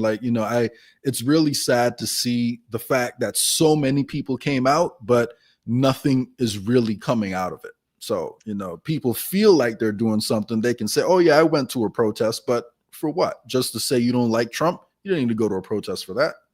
Yeah, no, that's right. And that's why we have to keep asking the hard questions, even if people don't like them. They don't like, they don't like the hard questions. They don't like the hard answers to those questions. True. That's really, well, you see, Matt, that takes brain power. Now you have to go in and figure out, well, what's the best solution here? Like, are the Democrats really going to solve all my problems? And it's a lot harder than just saying orange man bad. So, oh yeah. It's a little more effort than that. A little more effort. So with that, we got some stories to get into today. I would love to start with the AI story, because that's you showed this one to me, Jay. Okay, so we're gonna start from the top on this. This is what we call gig working, right? The gig economy. We're in the gig economy. So you got these delivery services like Uber Eats. You got DoorDash. Unfortunately, there was an issue with DoorDash and one of the employees. So we're going to start from the beginning on this. This is the female employee who got terminated after an incident that she reported about a customer. Here's her breakdown of the retaliation. This is retaliation, but go ahead. It's retaliation after an incident. She's going to tell us what's been going on since the incident itself, and what's been going on as far as her being censored on TikTok. And it's I feel really bad for this girl, but let's hear her for herself. This is her, and she has to tiptoe around even talking about this, knowing that the video she's making right now couldn't be taken down and we would never even see the video. So watch how she presents it, and then we're going to get into the AI part next. Here we go. Hey guys, so DoorDash just deactivated me 2 days after I reported my sexual assault. Hey guys, I just lost my job and they won't tell me why. They're supposed to send an email immediately after deactivation providing you the reason why and a link to appeal, and they didn't.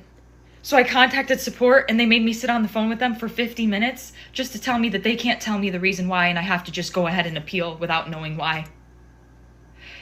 So my chances of getting my account back, they have my money in that account. I was working. I was literally working, and they deactivated me. This is related. They just punished me for posting about my sexual assault while door dashing. They just fired me, and the police are doing nothing. I lost my job, and that was my only way to make money to pay my bills. Okay, so that's the one where she got panicked and that went out, and then she got that video got taken down from TikTok. Somebody grabbed it. There's another one. Oh man, I lost the other link. There was another one where she was more careful, tippy-toeing around it. But let's so I'll just explain that one. I'll just explain that. So she follows up and says, "Listen, for some reason I'm being banned on TikTok now, and I'm trying to figure out what happened here." And then she explains it very carefully. She explains the situation where she walks in. There was an open door, and on her app it said that the customer said just leave it by the door, but she gets there and there's the customer on the couch exposed to her, and it freaks her the hell out, and she has to get the hell out. She leaves. Now obviously she's not stupid. She filmed it, and so that she said, look, this is the open door, and she put it everywhere. And then they started banning that video and saying you can't have that up, and so people grabbed that video, they're sharing it out. And she blurred it. Here's where it gets really bad. Then DoorDash does something very, not just firing her and saying, get the hell away, we're not going to contact you, you're out. And it's worse than this. DoorDash goes on the offensive, and we see this video. Yeah. Allegedly. Here's a video that started going around. It's easy to fall for this as real. Let's see what they thought they could get away with. Here we go. Original video of the DoorDash girl, and I'm a little bit confused now that I woke up and see everything that's happening. When I saw it, I said, hey, I understand why DoorDash, well, I guess fired you and why you're blocked from the app. Now, as for the guy, I can... Hundreds of people. You see, I saw the original video of the DoorDash girl, and I'm a little bit confused now that I woke up and see everything that's happening. When I saw it, I said, hey, I understand why DoorDash, well, I guess fired you and why you're blocked from the app. Now, as for the guy, I can see why everybody in their mind is saying, hey, he did it. So interesting what's going on there. If you guys aren't having deja vu, there was repeated language. Here's another guy, TikToker, who's going to break it down for you as far as why that seems so bizarre. Okay, let me bring this one up, and then this is the one this is going to get to the let's get to the bottom of this, Jay. What the hell's going on? This TikToker is going to break it down for us. Everybody's talking about the DoorDash girl. I was looking at certain videos and I came across this one. I saw the original video of the DoorDash girl, and I'm a little bit confused now that I woke up and see everything that's happening. When I saw it, I said, hey, I understand why DoorDash, well, I guess fired you and why you're blocked from the app. Now, as for the guy, that's a little weird. It has been brought to my attention that there has been accounts using my face, telling stories that I have never told, sharing news I have never shared. AI is honestly getting out of hand. These people are profiting off of my face, ruining my credibility, and tarnishing my name, because now people are thinking that I'm reading from a script. I've reported this page. I've commented dozens of times underneath their posts. They won't take anything down. TikTok won't do anything about it. Anytime I post about this, I am violating community guidelines. But it's like they're stealing my face. So if y'all come across this page, this post, report it as much as you can. Please and thank you. If anyone else knows how I can solve this problem, please let me know. Too many accounts either steal my content or steal my face. Oh my God, it's unbelievable. And this person points out, this is vile. A real black woman's face was stolen to make this AI video calling the DoorDash girl a liar. She says they've done this to many times before, and they're profiting off of her image without her consent. So there's more than one victim involved here, Jay. This is what do we do about this? We got a company like DoorDash who's seemingly getting away with this and basically ruining the lives of multiple people in this equation. What's going on here, Jay? How the hell are they getting away with this? Well, I mean, first of all, we have to take a look at what the impact of the gig economy is like on people's lives, because if you're working for one of these apps, you have no protection. Like, you know, like with a regular job, they have to go through a process. They have to give you a reason. They can't just like fire you without, you know, like a little bit of process involved. With the gig economy, you don't really have those protections. So number one, we need to talk about what's going to happen to the workforce, you know, if it continues trending in that direction, because it has been growing, you know, like more and more. So we need to talk about that. But as far as the AI goes, I mean, this is definitely, you know, going to become a more prominent problem, I believe, because AI is being decentralized, which I usually am in favor of decentralization overall, you know, as you know. But when more people have access to it, you know, they can literally just take people's faces and they can create any, like, you can do so many things with this. If you wanted to, you know, increase the polarization in the country, you can target specific groups. You can, like, you know, take any stereotype you want to name of Muslim people, Black people, and you can just create AI videos and push that around and people won't know the difference. Or if you wanted to say target a specific activist or a specific journalist, you could literally create an AI video of them saying some insane stuff that they've never said before. And that could go viral if it's shared by a really big account, and they could be discredited. You can get people fired from their jobs for things that they've never said before, like with these AI videos. So there are a lot of dangers, you know, like of what could be coming down the pipeline. So there's no doubt in my mind, actually, that part of this conversation, you know, is simply going to be weaponized to push digital ID. So, you know, they're going to say if we had a centralized digital ID that was all controlled by Palantir, then we would know who is posting the real videos and we'll know what's real. So, and the truth is, what I think people need to start like looking into. I understand why digital ID, you know, like comes up all the time. I don't want to blend the two stories because I know we're getting into that later, but we do need to understand how decentralized like digital ID can, you know, benefit like us in this situation while still helping us take advantage of the internet while providing protections against cases like this. But I'll get into that part. Get that story. But long story short, in this situation, it's scary because it shows you how AI can be weaponized. And lastly, just imagine if you were a woman who was a victim of sexual assault and then someone takes your face and makes a video of you justifying like sexual assault and excusing the firing of a victim of sexual assault. I mean, you know, it is pretty disgusting. So yeah, a lot can be said about this situation. Oh yeah, both of these women should be absolutely furious, and I would suggest some sort of movement, a people's movement, where maybe the two of them could come together and say, let's revolt on this. And especially if their faces are the ones out there being used for whoever's purpose, nefarious purpose, they could come together. Just an idea I had, like could really like get on the ground and do something about this. Because DoorDash, and just to be clear, if you guys are wondering why they would do something like this, it's very obvious to me when you look at they don't have a conscience. These companies, they don't have moral codes. They sit around, it's bottom line. They weigh their options. They do pro and con. What is the pro? If we just to be clear, they didn't take the customer side. They threw him off the app. He's gone. So they in a sense, their first instinct was to believe the employee. Or the independent, not employee, independent contractor. They believed her and they eliminated him.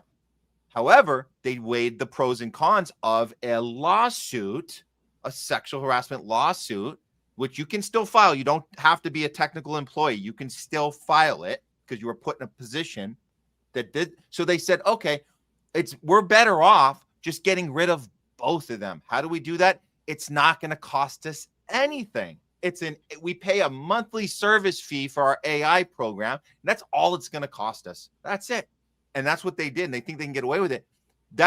So we need to fight back against this. Here's an example of a country in Denmark. Denmark is fighting back. This is happening. We saw Denmark is proposing a copyright law that grants citizens ownership of their face, their voice, and their body. and this will fight back against deepfakes. And this seems very obviously legitimate. It's not a radical idea. It makes total sense. I hope they can go through and set a precedent for the rest of us, Jay. In Denmark, they're usually a little ahead of us when it comes to empowering the people. But I don't know. I would say, is there something there? Could we do something like that here? Well, I mean, right now there's tension between Trump and Denmark, to the best of my knowledge, because Trump wants to annex Greenland, or at least he had floated the idea, and he seemed to be serious about that. So, is this going to increase those tensions further? I mean, Trump is owned by Palantir. He was, they were one of the biggest donors, to his campaign. They are the reason why JD Vance is vice president right now, since Peter Thiel funded his whole career. So, when I look at, and of course, Operation Stargate was about using AI, although they focused it on the cancer aspect in the announcement. There's a lot more to it. So Trump is heavily invested, like in the AI craze over here, and every law that gets passed makes their life a little bit more difficult. And people are already saying, actually, that we are in an AI bubble in the stock market. A lot of people think when the stock market finally crashes, it's going to be tech stocks and AI that, cause everything to plunge, because essentially most of these companies aren't making money yet, but the stock price keeps going up because people think they're going to make money one day. But then China comes out and performs AI that's at least as good, arguably better than the things they've done for a fraction of the price. So, we could be in for a gigantic surprise. So do I see that passing in America under Donald Trump? No. I guess that's my short answer. But does that mean that the people should give up on it and not talk about it? Absolutely not. It's literally one of the biggest threats, we face right now. And I think, when you combine what Denmark is doing with some of the laws that, Estonia has about decentralized digital ID, we have solutions to all these problems. So it's not like all these technological problems can't be solved.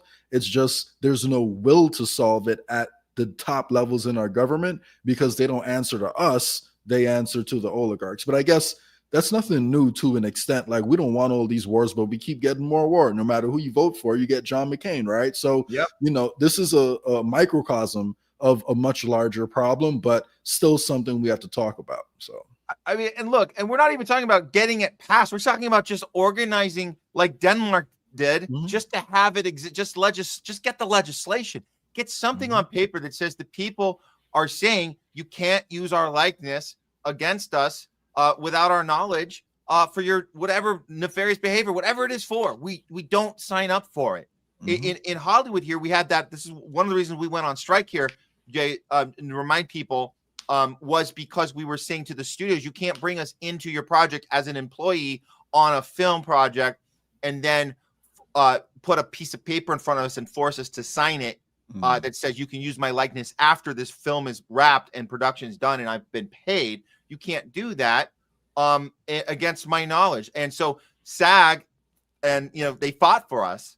And the victory was, it's not even a victory. This is really funny. You're gonna love it. The victory is this: we won, guys. We got the studios to agree that they won't force you to sign it. They'll just they'll put the contract in front of you when you're in your trailer on getting makeup and wardrobe for day one of shooting. And if you refuse to sign it, they'll just fire you and they'll replace you with someone who's willing to sign it. An offer you can't refuse. Yeah, that's what they fought for. We won. We get the right to refuse it, but then we get fired. So they won. But that, again, this is just in our industry when it comes to working actors. What this is about is much worse. This is people just going about their lives, and we all have social media accounts.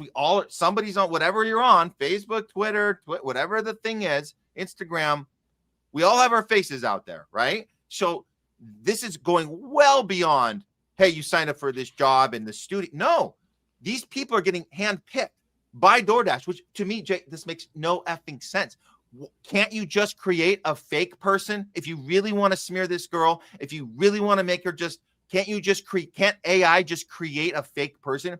Why did you handpick these people that had nothing to do with this? What are they thinking? And can't they just make that adjustment? It's probably because, number one, it's going to be very difficult to tie it directly back, to DoorDash themselves. That was why I said, allegedly, when we first started talking about this story. Allegedly.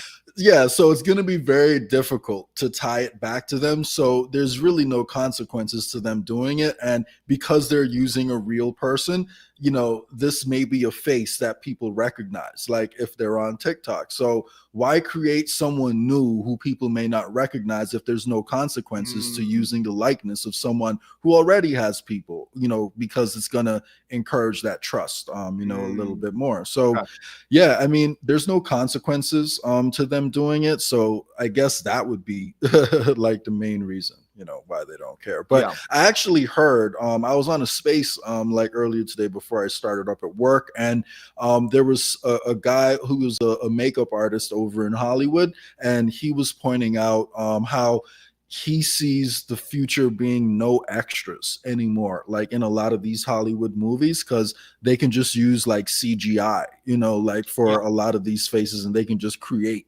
like people with CGI. That's what our strike was about, Jay. That was it was that you wouldn't need background actors because you're taking background actors' likeness from previous films and you're just reusing them over and over.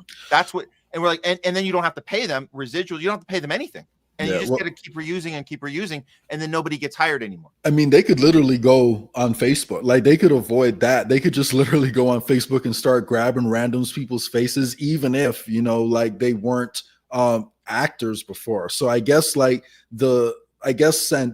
person's point on the space I was on earlier was they can completely cut actors out of it, like entirely, because it doesn't need to be an actor. It can literally be just the face of any person. They make a few little changes here and there, and then roll it out. But either way, they're taking the humanity like out of like Hollywood production, which is a shame, because like creativity, is a uniquely human thing. So I mean, I will say though, one thing that was interesting, I don't know if you've seen any of these AI music video remakes, but they've actually taken a few 50 Cent songs and then they have AI remake the song in 1940s or 1950s style, like blues singing and all that.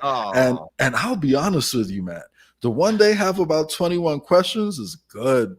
Like I listened to the video and it's good. I'm like, man, I don't want it to be good. I don't want to like this. That's what I said to myself. I don't want to like this, but it did sound kind of good. So, it's a tricky situation. And the funny thing is 50 Cent reposted that himself, but he's already rich, so it doesn't really matter, like to him, I guess. But I would like to figure out, how do we prevent people's likeness and their intellectual property from being stolen by AI? And there are ways to do it, but we got to talk about it. That's all. 50 Cent tweeting it out doesn't help. You see, and people we have Tom Hanks here saying, I don't mind if they want to keep using me as a lead actor well after I'm dead. I think it's great. So that hurts us. He said that. He loves the idea that I can be timeless and you can keep go ahead, keep reusing me. That has to be one of the most selfish things I've ever heard, because it's like, so you're telling me you're going to deny them the right or deny opportunities to new actors because they're going to keep using the same old Tom Hanks, because that's essentially going to be the effect of that. You don't give new actors a chance because you're going to use familiar faces. And it's so crazy that he would agree to that, because it also means they could put him in whatever movie like they want, and he would do anything and he would have no control over it, because now he's dead. So it's like, do you not care about your reputation? I wouldn't want someone using my voice to say a bunch of stuff that I don't agree with, pretending to be me. So why is he? I mean, I don't know. I guess it's because he's already rich. It doesn't matter to him as much. Maybe he knows his family already is going to get a good inheritance and he doesn't have to worry about money. So screw everyone else, I guess. I don't know.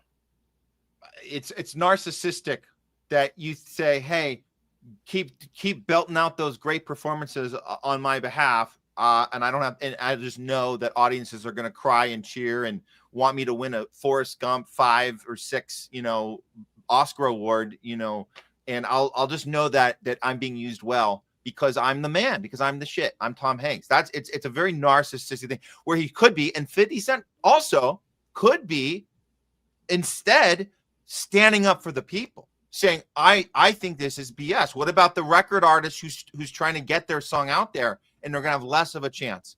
What about the actor trying to get, have an opportunity to have an Oscar-worthy performance and say, hey, look what I can do. What about them? So it's a missed opportunity, but that's on purpose. These are the people. I'm not trying to put 50 Cent in the category of Tom Hanks. I'm just saying he missed an opportunity just by tweeting it out, saying, yep, you got my sign off on this. Yeah, I don't even think he was thinking that deep into it. I think he heard it and he was like, wow, that sounds good. And he reposted it. But, I would hope that this is a conversation that more people in the music industry and Hollywood start having out in the open. So, yeah. And to remind everyone, AI is not your friend. AI is not your friend. These are where AI, if you're relying on AI to give you information, this is where AI gets his information. 40% of its facts, and facts should be in quotes, its facts come from, what is that one? Oh, that's Reddit. That's yeah, Reddit. That's Reddit. So, that's Reddit. It's so funny you mentioned this, right? Because even Grok on the timeline, if you tag Grok and ask Grok a question, is completely different than Grok in the app. And when you ask it questions, and I was actually, commenting on a post the other day, right? And the original post was essentially insinuating that Black people are violent because there is a higher crime rate, in the Black community, right? So, and it was something to do with Elon Musk. It was either Elon Musk post directly or the person was quote tweeting Elon Musk. So I just responded to it and I asked AI, hey, Grok, what percentage of Black people ever commit a violent crime at some point in their life? And instead of Grok just giving me the answer to that question, Grok says, oh, well, the rate of crime in the Black community is this much times higher than the rate of crime in the white community, and you can't excuse it and say it's all due to socioeconomics, blah, blah, blah. And it won't give me the actual answer all the way until the end. And then it says, oh, but about 15%, of Black people are going to be committed of a violent crime. So, okay. So you list all these big numbers and you give me this whole explanation up top, but then you give me the answer to my question all the way at the bottom when I asked you a simple question. So AI can frame things in whatever way it wants to, and it's only as good as the information you give it. And if the information you give it is the COVID vaccine is safe and effective, and anyone who doesn't agree with that is a conspiracy theorist, then you're going to get the same thing, garbage in, garbage out. So you can frame the answers however you want, and you can also make it value establishment talking points. So AI is a tool, just like a gun is a tool. I personally believe in Second Amendment rights with some, with some limitations. I think you should probably do a background check on someone who wants to buy an AK-47, but a gun can be used to defend your family from someone who's attacking you, or a gun can be used to rob somebody. So a gun is a tool, and it's the same thing with almost anything. A knife can be used to cut your steak or your broccoli, since I'm a vegetarian, or it can be used to stab somebody. Does this mean that there's no use for knives? No, but AI is particularly dangerous because of the fact that, we've spoken about this before. It'll make your brain lazy depending on how you use it and whether or not you're interacting with it. So it's a long rabbit hole for sure. If you want, we'll leave you guys with one last dark, disturbing insight about AI, aside from all the moral discussions and picking and choosing and using it for good versus bad and rotting your brain. We've gone through a lot of reasons why we need to be careful. How about let's just hear a little bit of a message of concern. We'll just call it a message of concern from Ryan Cohen, who's the CEO of GameStop. He's kind of a little bit of a warning he wanted to give us about AI. Here he goes. To AI, it's a big problem. At some point, the computers are going after the humans. And I don't think it's that far away. I think that the sci-fi movies, when it comes to AI, I feel it. I feel like there's going to be a big problem when it comes to artificial intelligence. And at some point, it's going to be the computers against the humans, China versus the US. Who's going to be the winner? Who the fuck knows? But we got big problems with AI, and it's interesting because you can't stop human innovation, and we've got this insatiable appetite to go into these technologies like artificial intelligence that are very disruptable. There's lots of money that is being poured into it. But what the future looks like, we have to be very, very, very careful. So artificial intelligence, it scares me. I mean, I like the productivity benefits, but AI, once the robots come after us, scares me. What's your timeline there? It's faster. It's faster than I would have thought. When I look at what's happening, I don't buy into emerging technologies. But when I look at the advancements in AI, this is no joke. And we have to be very, very, very careful about what's going to happen to artificial intelligence. Yep. I mean, I don't know what the timeline is, but one caveat I would say, I think it'll be oligarchs controlling AI, blaming whatever's happening on AI. But I don't know. Maybe, like, I don't know if I personally believe it's going to go completely rogue. I just think they're going to try their best to weaponize it against us. But who knows? That's my opinion. All right. Okay, let's get on to the next story. We have a MAHA update for you guys. And if you've been watching The Homeless Left, you know that our MAHA updates are few and far between, that they're generally any good news. Unfortunately, we got another one of those not so good news about MAHA. And Jay, you brought this to my attention. I know you've had some people in the MAHA movement. And let's be clear, we've both been champions of MAHA. You particularly have worked on the ground for RFK Jr. before, you know, when he'd announced his independence, running, and he was not on the Trump team. And there was something really real, organic, seemingly going on until the Israel thing came up, but or that was there the whole time, but we may have missed that. But as far as the medical freedom movement, why would we think it was captured at all if he was independent on his own? And this is why this story really concerns us, Jay. When you brought this to our attention, I'm just going to show you a tweet you put up here recently. You finding out MAHA's top donors broke my heart, but considering RFK has completely bought into rebranded mRNA technology, his support for Palestinian genocide, and his silence as the vaccine liability shield is extended to pesticide manufacturers, I no longer trust RFK Jr. And if you look at this, it seems one of his top donors to MAHA, and this is pre-Trump, right? This is the Rockefellers. Put in 200. Sorry. Does it give the date there? Because I know they pumped more money into it after he joined Trump. You're right. So you know what? Yeah, this might be after he joined Trump. So this is after, but this is on Open Secrets, and this is right before the election. My bad. Correction. This is right before the election date at the end of October last year. This is about a year ago. And he was obviously already on the Trump campaign getting this money. Who knows how far back this relationship went, but this is $200,000 right here from Rockefeller. Can you tell us, Jay, what is the significance of this finding? Yeah. And do you see more people besides you that are upset about this? Does this change anything? Yeah, so this fact isn't widely known. Number one, within the MAHA movement, this was a complete surprise. In that thread, the whole thread essentially started because I was speaking on a space about it, and how I recently found it out, and it upset me.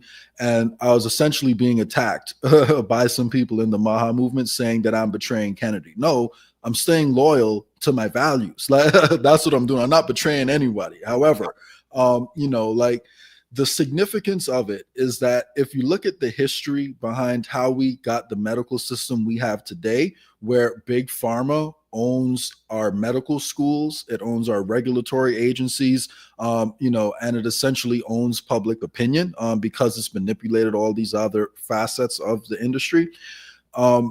It really dates back to a report called the Flexner Report, which was completed in 1910, and this was funded directly by the Rockefeller Foundation and the Carnegie Foundation. So the reason that Rockefeller was interested in this, in this industry is because what most people don't know is a lot of allopathic medicine is actually oil based. The capsules, the synthetic oils that the capsules are made from actually are a byproduct of oil. So he had a direct financial interest in ensuring that oil became an integral part of our healthcare system. So the Flexner Report essentially discredited all holistic, homeopathic and naturopathic medical schools, and ensured that the only medical schools that could wind up being accredited and producing doctors and produce doctors were medical schools that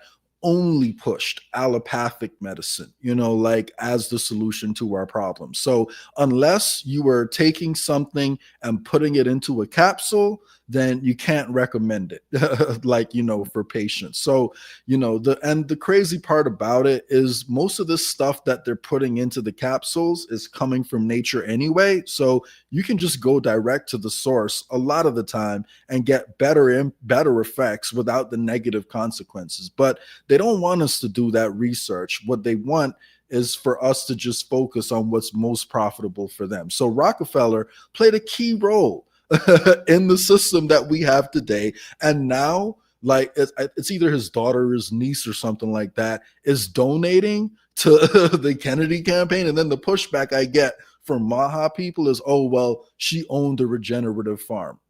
Okay, how much knowledge has she spread about how corrupt the medical industry is? Can you show me her advocacy about what was done wrong, by her parents? I'm half Ashkenazi, and even though I don't have any affiliation with the Jewish religion, I call out Israel because they're saying if you care about Ashkenazi and Sephardic and people who identify as Jewish, you got to support Israel. So I will advocate even more strongly for something that is somewhat aligned with me, but I don't have any personal direct connection to that. If my family was directly involved in it, I'd be even louder.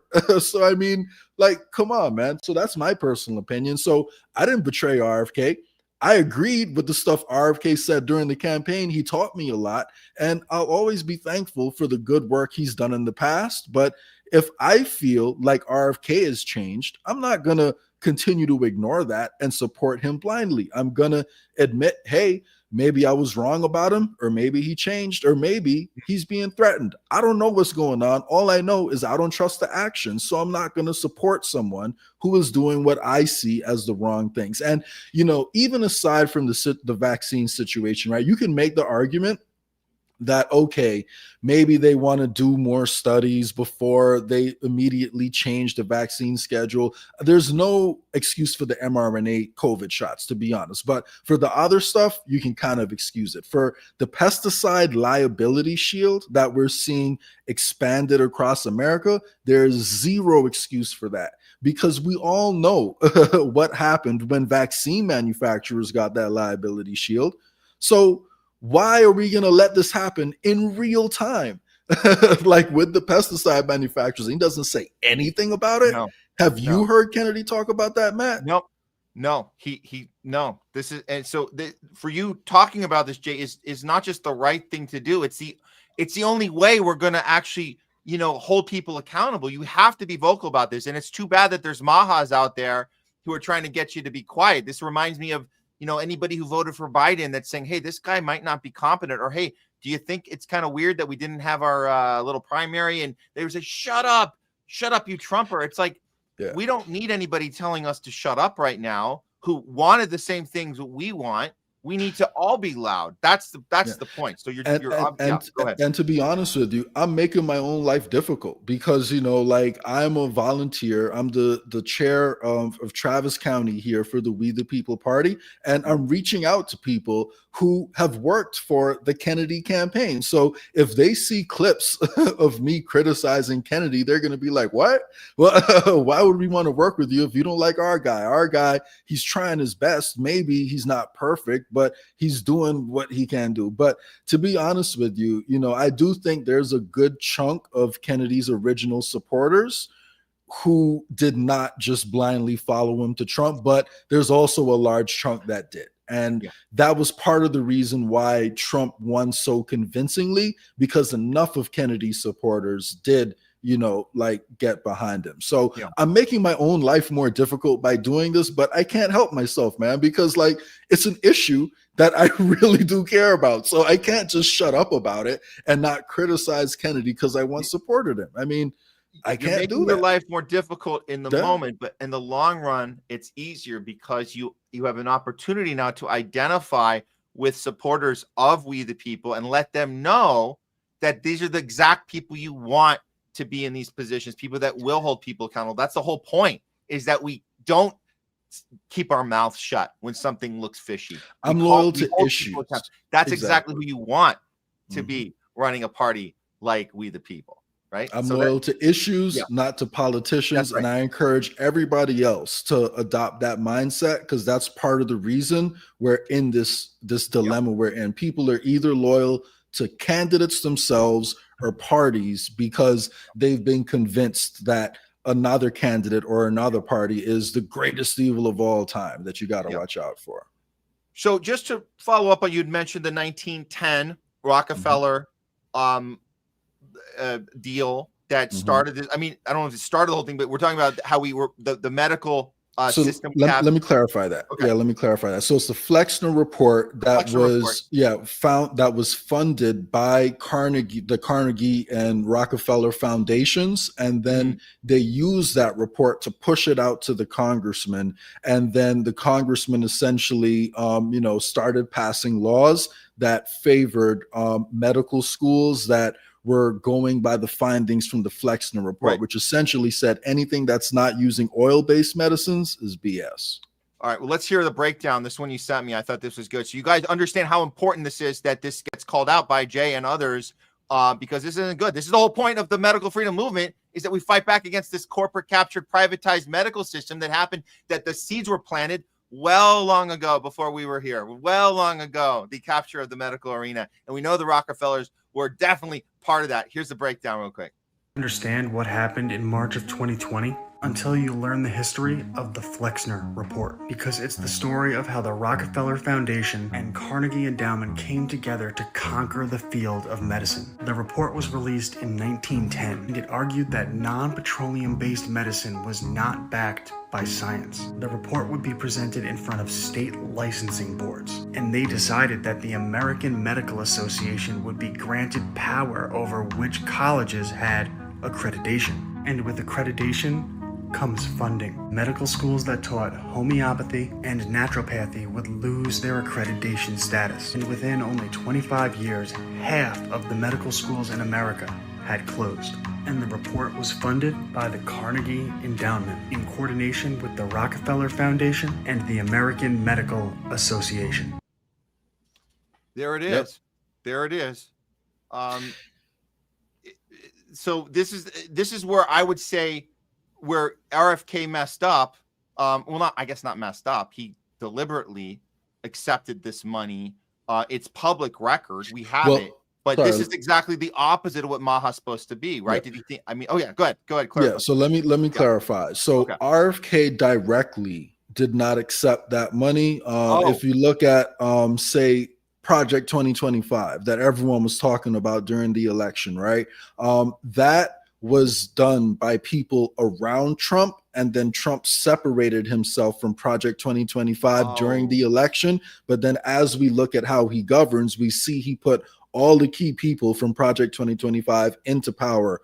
And, you know, a lot of the agenda is being implemented, just they're not using the name anymore. So with MAHA, this was an independent PAC that was supporting MAHA goals, but it wasn't Kennedy directly. However, the PAC that it went to had a lot of the people who were involved, you know, like in the Kennedy campaign. So you're seeing a lot of overlap. So I compare it directly to the Project 2025 situation. So I can't say it was him directly any more than I can say Project 2025 was Trump directly. But at the same time, you know, when I see the actions he's taking when he's in office, and how it goes completely against what I heard during the campaign, like, I just gotta assume that, okay, I guess maybe he is captured by those interests. And just to play devil's advocate, you know, like you talk to people who were in MAHA and still support him, they'll tell you, oh yeah, Kennedy's just playing 5D chess, you know, like he's really making progress, but we got to give him some time, just like wait it out a little bit more. I just want everyone to just really think about one thing, right? We have evidence that these mRNA shots have integrated into our DNA. Like the mRNA in these shots is integrating into the DNA of some people, not all people, but we have evidence that it's starting to do that. And there's also evidence that the mRNA particles apparently may be able, you know, like to be passed around. And we also know that it's increasing, you know, cancer risk and so many other risks. So if you think about that one thing in particular, the DNA aspect, there is no time to play 5D chess, because you can argue that the DNA pool in our country is being poisoned the longer we let these mRNA shots go. And guess what? It's only Western countries that are still giving this out. Like the uptake was never great in South America, in Africa, in Asia. Like they weren't taking it. We're poisoning ourselves over here. There's no time like to play 5D chess. The mRNA needs to be pulled yesterday. It should have been pulled the day Kennedy got confirmed. We had way more than enough data to do that. And, you know, this is just another example. Like, you know, a week or two ago, we had Kennedy on stage, you know, laughing it up with Albert Bourla, who he called essentially like someone who was guilty of crimes against humanity during his campaign. And as Trump is standing there, there saying this is a man who put humanity over himself and the needs of his business of Pfizer, and which is the biggest crock of crap. And we had to watch Kennedy's face sit there and take it and not respond, but he's saying it like this.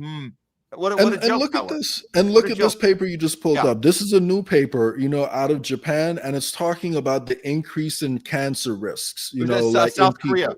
In South Korea. Yeah. And Japan just had another study come out a couple months ago that we also covered that showed there were immediate deaths following the COVID shot. So it's like we have all this evidence saying that it's killing people immediately and it's causing long-term side effects. And guess what, Matt? We still don't know what all the side effects are. They continue coming out and coming out and coming out. So like, it's amazing to me that the shots are still here, and people who supported Kennedy because of that are still, some of those people are still trying to justify supporting him. And guess what? If Kennedy comes out tomorrow and delivers on his promises, I will take back everything I said. I am not someone who just wants to be right and will argue my point regardless of the facts. Like, I'm just waiting on Kennedy to do what he has plenty of evidence to do. He claimed to be fearless. He claimed to be the one to say he was going to take it all away. And the reason he's joining up with Trump is because Trump's going to empower him to do what's right. Now, all he cares about is food dyes. He's not playing 10D chess. Neither is Trump. I hate to burst everyone's bubble, but it's not going to happen. And the beef thing. Sorry.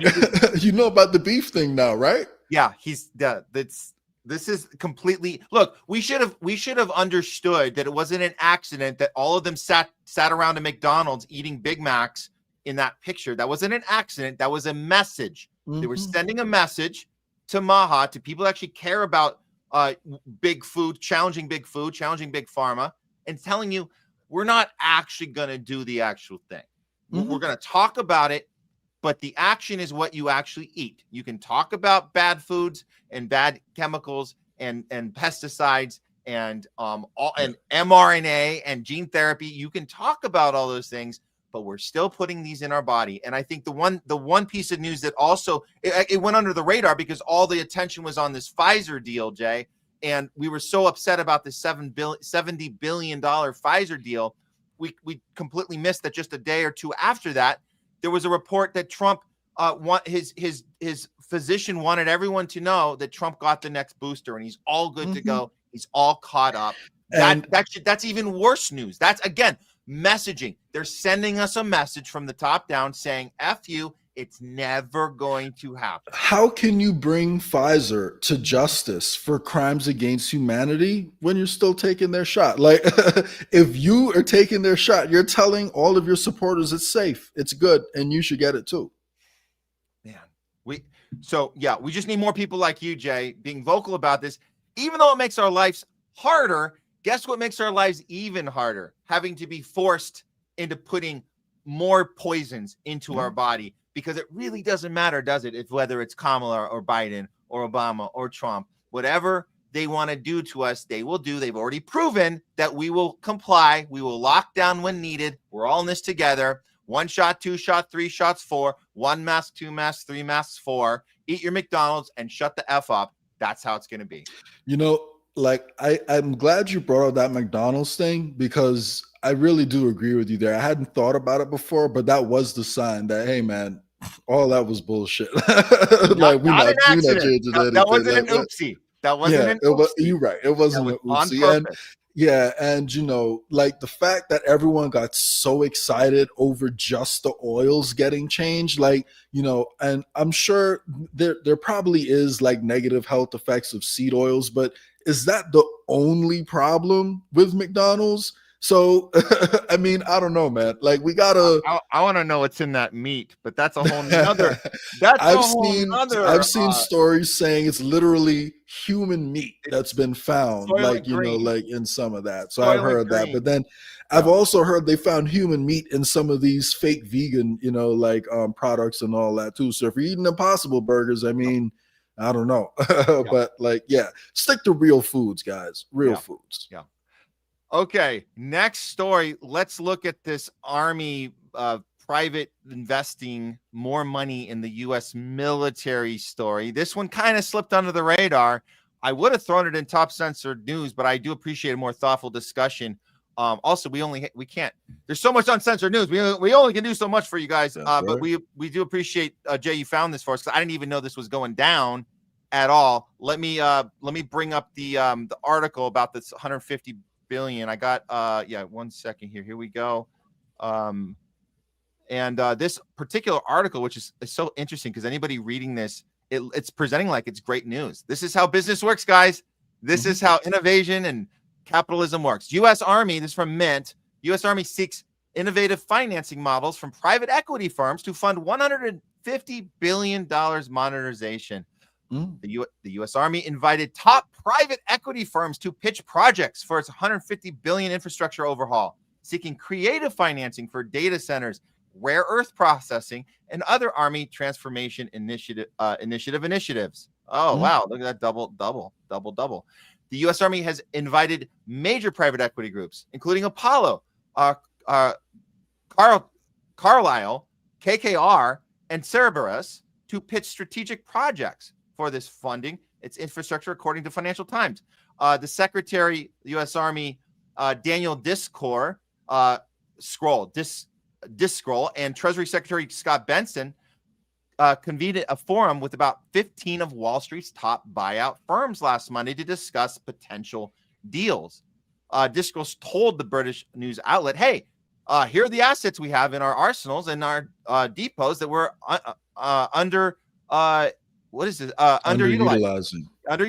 What are those types of deals where we can work with you and invite you in, all you private equity venture capitalists? Well, a participant described the forum as a serious and wide-ranging, involving ways to find cost-efficient capital for the Army's supply chain. Another reportedly noted it was pretty clear Benson and Driscoll are serious about working with private capital. Oh, they certainly are. The initiative, dubbed the Army Transformation Initiative, seeks to integrate new technologies and encourages partnerships with big tech and defense startups. I can say unequivocally. All right, go ahead. Yes? Yeah, and really quick, just so everyone knows who Scott Bessent is, he's not someone that's involved in the Ministry of Defense. He's not involved in the Army. He's the Secretary of the Treasury. Why is the Secretary of the Treasury telling Wall Street to invest in our Army? Doesn't that sound like that should have been something Pete Hegseth was managing? But I mean, it just goes to show you they're making it obvious to you guys, like, war is a business. This isn't about defending us. This is a business. And what they're essentially telling you by telling us what the focuses are going to be is we're now going to use our Army to invade countries with these natural resources, and then and Trump has already started the precedent of nationalizing private firms. So we're going to invade these countries, steal the resources, give it to corporate America. The government takes a stake in it and then pays back, like these investors. So now they're not even like hiding the corruption. They're like integrating all the corruption in front of our eyes and putting it down in law. So it's no longer illegal. Now, Matt, the corruption is legal and it's the game plan. It's not something that's done behind the scenes. It's the game plan. Silicon Valley, baby. We were going to get that anyways, regardless of Trump or Kamala or whatever. It's these big tech bros they were going to do their thing no matter what. It was going to happen. That's the thing. I think it's just that Trump was the best vehicle for them to usher this technocracy age that we're moving in. Do you want me to play the James Lee breakdown? Because you mentioned Pete Hegseth, and I think he kind of explains this. Let me throw this up. He did a good job breaking it down too. We love James Lee's work. I'm trying to get him on the show. Actually, I'm trying to get him on the show. He's done some great work with Epstein. He's doing great work on Charlie Kirk. He doesn't hold any punches here. Here we go. Know who this guy is? Pete Hegseth, the Secretary of Defense, now the Secretary of War. But he's not really in charge. He's just the TV guy, looks good on camera, gets people riled up, but there's actually someone else who runs the military. And that guy is billionaire Steve Feinberg, the Deputy Secretary of Defense. He is the Pentagon's chief operating officer, overseeing the day-to-day operations of the agency. He's also the co-founder of Cerberus Capital, which is a defense-focused private equity firm.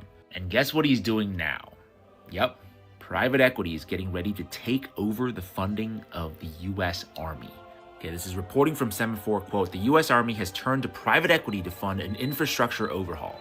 2 top White House officials met with Wall Street investors last week, part of a Trump administration effort to enlist the $13 trillion private capital industry into public financing. This is not good because, different than public funding, the only thing that these guys care about is returning money to shareholders. In fact, they have a fiduciary duty to maximize returns. In fact, many people don't know this, but private equity funds are contractually obligated to liquidate within a certain time horizon.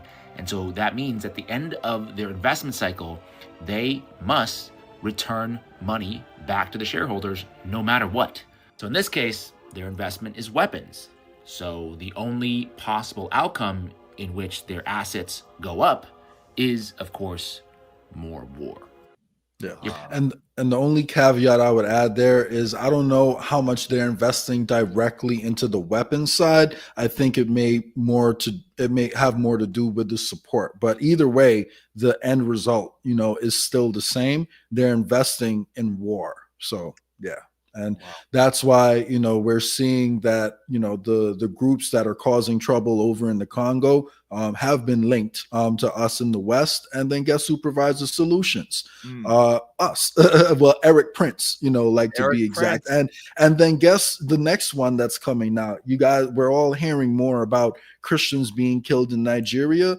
They might need some freedom next. Nigeria has a ton of natural resources. So we're just going apart, picking out all these countries, destroying them, and then saying, these guys can't manage themselves. We need to go in and do it for them.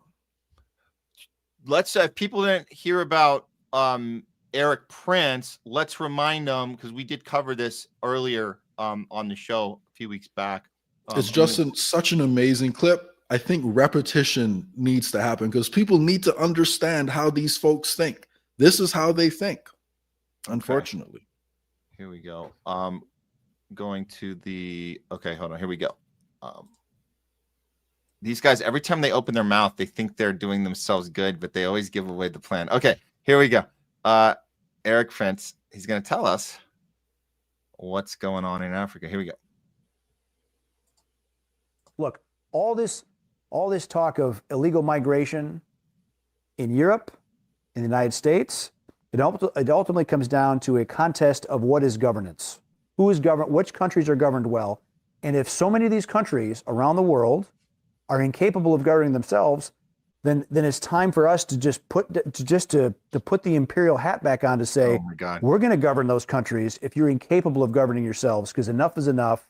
We're done being invaded. Because our own national security risk is at stake. Exactly. National security interests are at stake. You can say that about pretty much all of Africa. They're incapable of governing themselves and benefiting their citizens because the governments there are all about looting and pillaging and lining their pockets and going shopping in Paris instead of actually making their country better. People on the land. left are going to watch this. They're going to say, wait a minute, Eric Prince is talking about being a colonialist again. Absolutely. Goddamn right. Yes.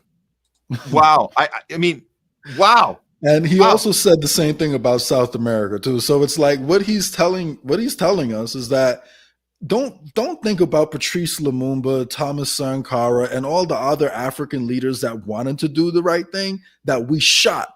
And don't think about the fact that we're the ones corrupting these governments and threatening these people and destabilizing these countries and funding rebel groups all over the world that are making these people leave. Don't think about that.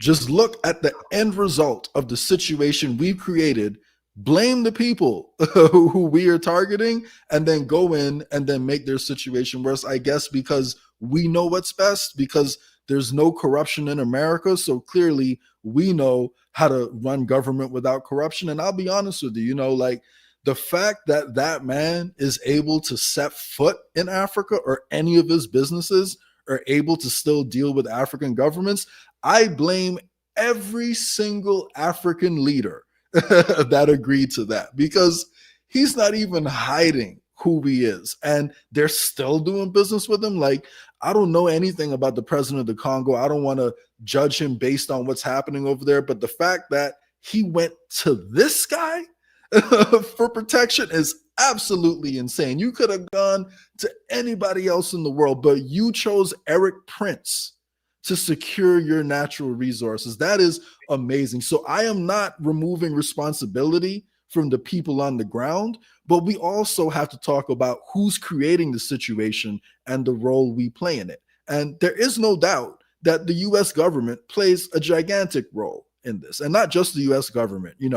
Our NATO buddies have been doing this for a very long time. We're just like, the top dog right now. So he literally said, I'm going to be putting my imperialist hat on, or he said back on. I had to put my imperialist hat back on and go in there and start some shit, basically. Yeah, that's because it worked out so well the last time. Does the president of Congo, do they know what imperialism means? I don't know. Because I don't know. It would just take a quick Google search. You could yes, you can actually find this out on Google, because he's telling us this is look at our track record, and we're gonna go F you up. We've effed up so many other countries, we're gonna F you guys up next, and we're just gonna do it, and we're gonna brag about it. We're gonna brag about it before we do it, while we're doing it, and after we're doing it. So yeah, this was definitely an important clip, and I do think more people should be talking about this expansion of the military. And really quick, honestly, this should be common ground between the left and the right? Because the right doesn't want illegal immigration. They want to know who's coming in and out the country. But if we are directly creating the situations that make people risk it all to travel to a country illegally, then how can we complain about the end result without addressing our role in the reason they're coming here? So, you know, liberals argue for, like, I was on a space with someone the other day who told me that the concept of borders is racist and that everyone should be allowed to come in and out of America as they please. I don't agree with that. I'm an immigrant, and I think we should know who's coming in and out the country, and there should be some type of strategy to it. We shouldn't allow like cold-blooded murderers and like actual terrorists that we probably trained like to just walk in to the country, because if we don't have borders, like like we're not actually a real country. So it's like but most people would agree that we should know who's coming in and out, and most people should agree that, all right, maybe we shouldn't destroy their countries and make them come over here. So the fact that this is such a controversial issue and we only focus on how we treat people when they're here is insane. And the fact that the illegal immigration is sometimes framed as like a war on Americans, and they think that the majority of these immigrants coming over are doing it to target Americans, like, is insane. Now, does that mean that we should pay attention to like what's happening with the military and some of Trump's orders, and maybe how some illegal immigrants may be, you know, weaponized for that? I mean, yes, like I just saw a story the other day. I need to look into it. There's so much stuff coming at us, but now Trump is launching, what is it? A civil unrest branch of the military. So he's essentially creating a new branch of the military that's specifically for dealing with unrest over here. So if they come out and offer citizenship to illegal immigrants to sign up for this military, that is another possibility, honestly. And we should talk about that. But again, who is creating the problem in that situation? And is it helpful to just talk negatively about illegal immigrants in that process? So these are all things that we should talk about without attacking people directly and without generalizing about people, because the truth is the majority of the people coming here are coming here because we've destroyed their home countries and they don't see any opportunity over there, and they'll risk it all to live a working class or a middle class life over here. That's the truth about the overwhelming majority of people who come here. All right. I think we got time for one more. Let's do it. All right. We're talking digital IDs. Now, I have your breakdown of this. I'll get to, I think I'll have you guide us through this, but before, I'll start with what's going on in the UK, and then maybe you can take it from there, Jay, with the Texas story. Yeah. Is that, because I have your breakdown, but I don't have the actual Texas. So my breakdown, actually, I haven't really done like a public breakdown on that. What I did a breakdown on, or to be honest with you, I just copied a summary from Grok, but it was like how digital ID is implemented in Estonia, where it's fully decentralized and you have control over it. But anyway, the story is Texas has just implemented a centralized digital ID, which is the opposite of the direction we should be going. But sure, you can play the UK one if you want. Okay, we'll start with the UK, because this was going on, and I got to give credit where credit's due. Alex Jones tweeted this out, and I thought he was right on the money when we were here experiencing the No Kings PSYOP. It was a NATO deal, billionaire NGO deal, getting people out to protest against kings. Meanwhile, Alex Jones says the British people are out protesting against mandatory digital ID control grid. They are rejecting tyranny. This is real organic populist resistance, the polar opposite of No Kings. And here's what they're doing at the same time. This is it. No to digital ID. This is what the Brits were doing while we were saying Orange Man bad. They were taking to the streets against digital ID. So that's a real thing happening right now in the UK. And I got to say, you know, you're in Texas, so we're here in Southern California. And I got to say, Jay, I don't see anybody talking about the digital ID takeover here at all on either side. And if they did, you know, get informed about it, they certainly aren't informed enough to know it's time to go get in the street and fight back before it's too late. So this is what we're seeing on the international level. Shooting into Texas, I'll pass it to you, Jay. What is going on right now? The digital IDs are actually going through in Texas. Is this the first time we're seeing this in a state? So they're calling it another name. They're calling it age verification because we got to protect the kids, you know, like, and of course, Texas is a conservative state. And long story short, they're going to be mandating that app stores, AKA Google Play, and Apple, keep a record of everyone who's downloading apps, and that you have a age verification to ensure that no adult content can be consumed by a minor. So if you think about that logically, what that means is that in order for you to prove you're above the age of 18, you're going to have to submit a government issued ID. So that means you'll need to submit a driver's license or a passport. And then they're going to be able to tie you specifically to that app. So and when you consider the social media companies, because I would say that's the most the most relevant part to this story. The government already has their backdoors with Twitter, with Facebook, you know, with Google, all of the major like tech companies, they already have that backdoor. So once they can legally tie your name to your account, because the app store is going to be collecting it, you know, like, I mean, you can see where it goes. We have Peter Thiel and Palantir getting all these contracts. And then we have Peter Thiel, who also owns Clearview AI, a facial recognition company. So I can easily see a situation where the facial recognition, as you're going to a political rally, to your local town hall to let your representative know how you feel, your face gets scanned and they pull up your Twitter profile and see, oh, wow, this guy has substantive comments. He's nonpartisan and he really just cares about the issues. We can't have that. He can't come in.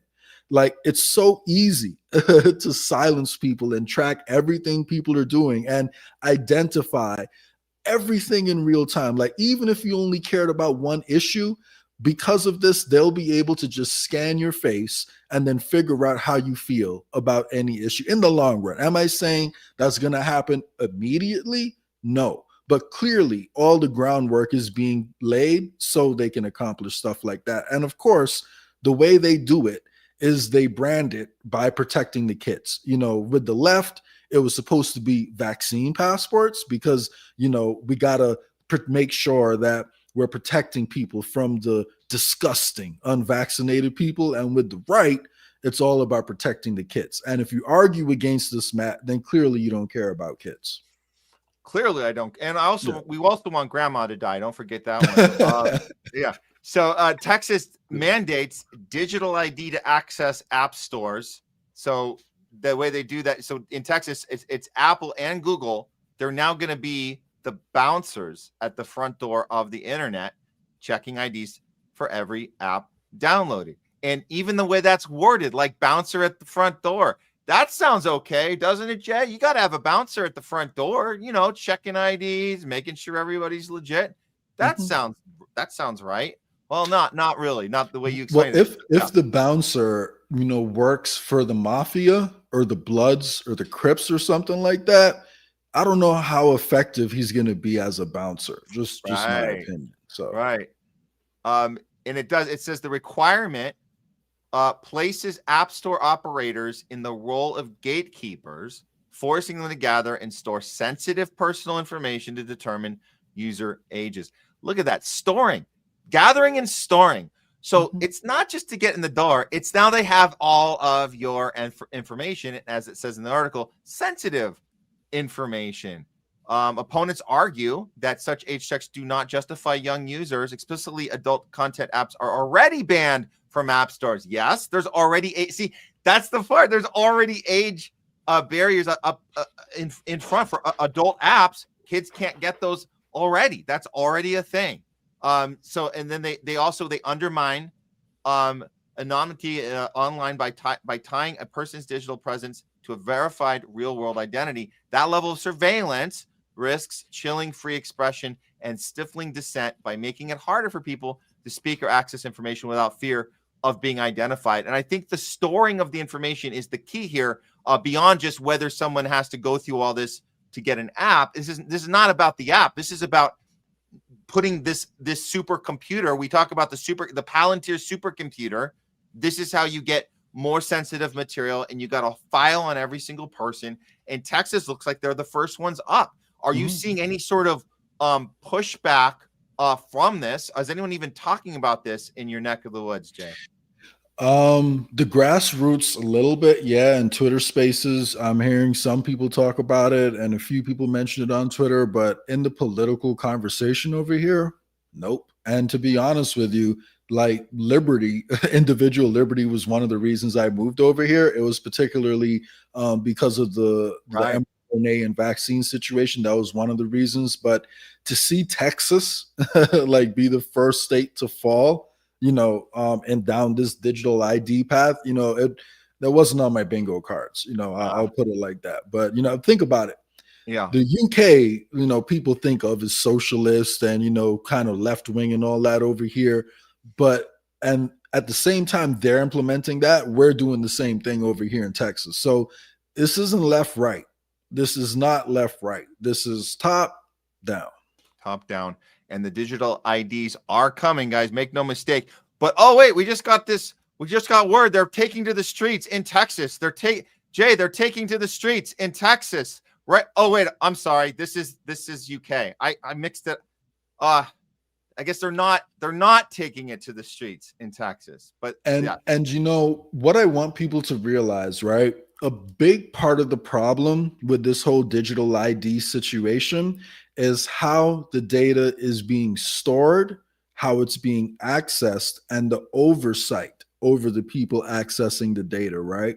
And we can get the benefits of having digital ID while removing a lot of those consequences, if we can implement decentralized digital ID. And that's actually, what I sent you that tweet about. Now, Estonia has essentially laid like the groundwork, in my opinion, of big parts of the system that we can use over here. So long story short, it's not a centralized database that's being run by Palantir or people connected to it.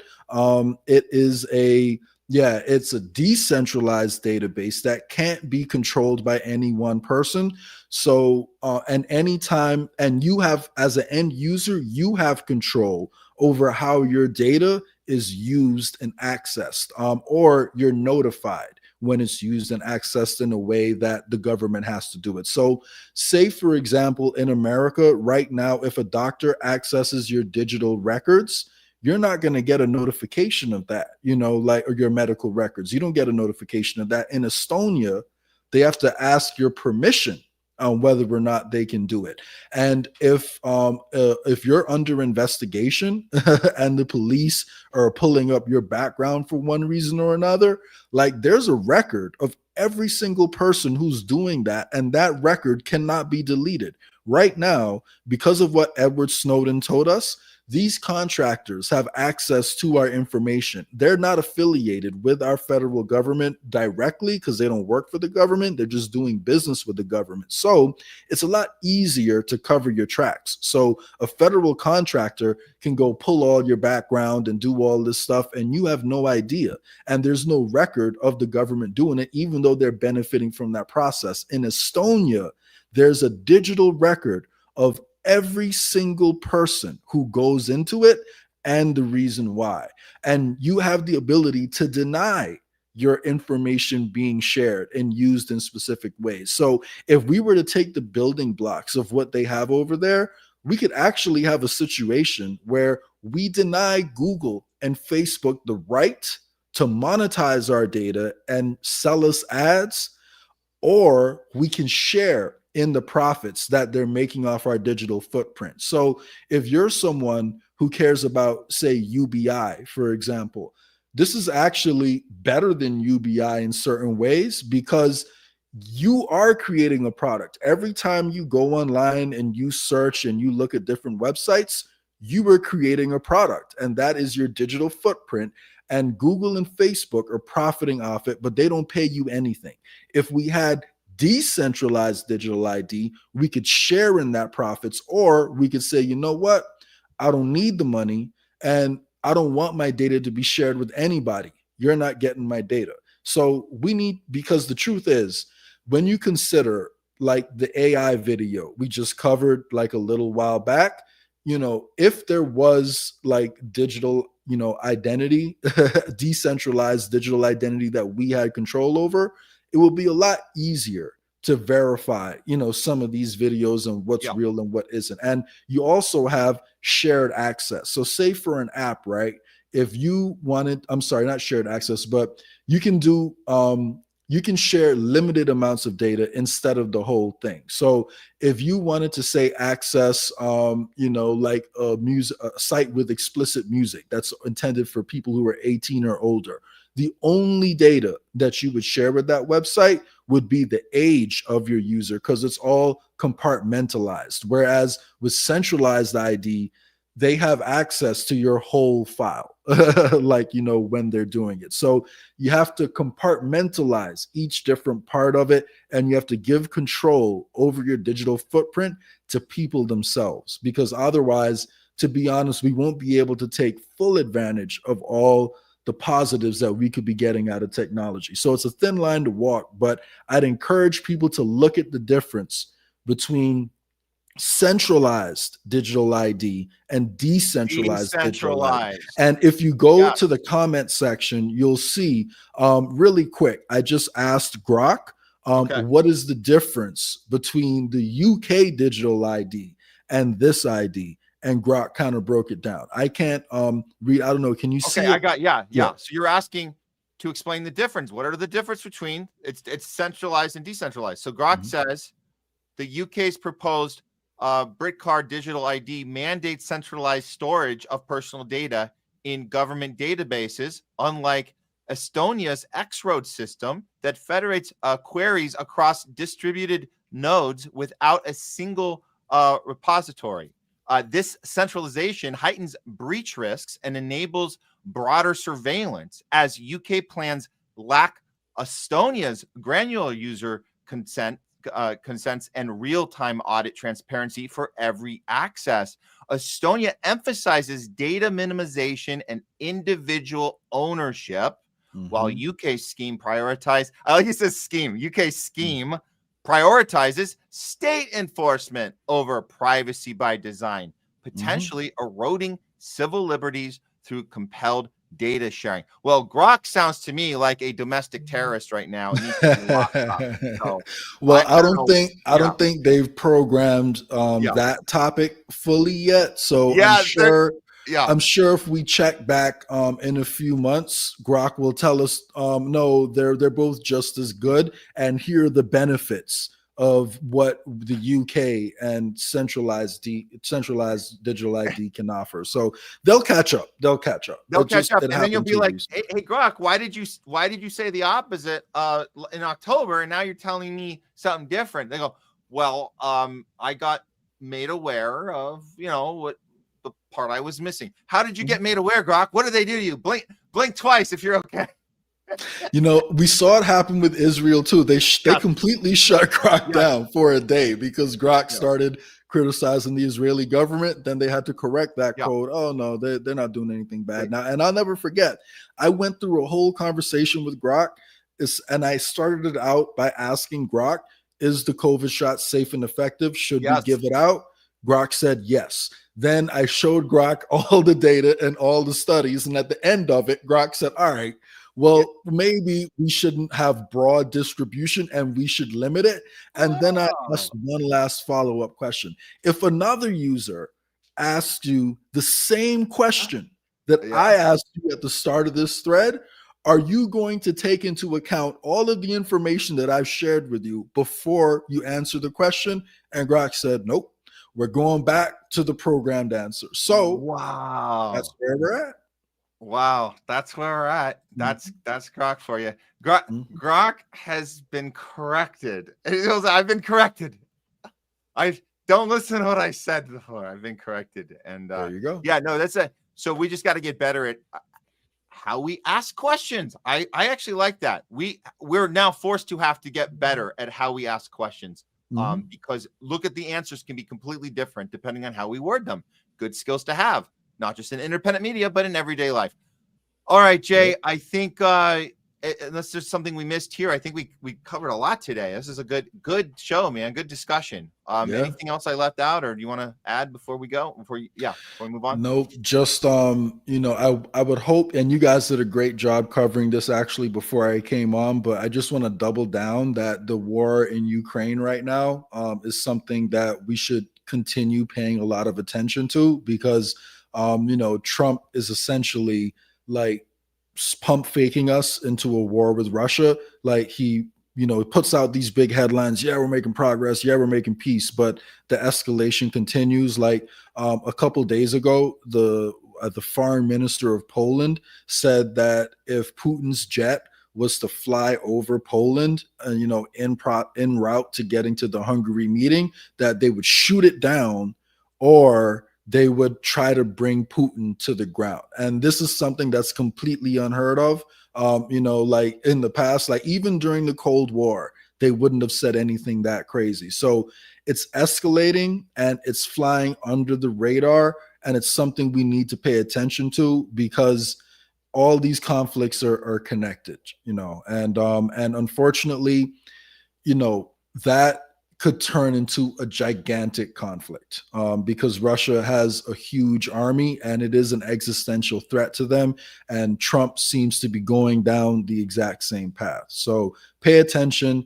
And, if you feel called for it, man, and you have the opportunity and you have the voice, everyone out there, like, we got to think about like a strike, man, like a general strike, like in the workforce, because we can literally shut it down if they try to do that. Like, this is existential to our country too, in my opinion, because of what it's going to do to the US dollar. So this affects us here too, guys. And now they're arming, like Venezuela just came out and said they have Russian missiles there to defend themselves against US aggression.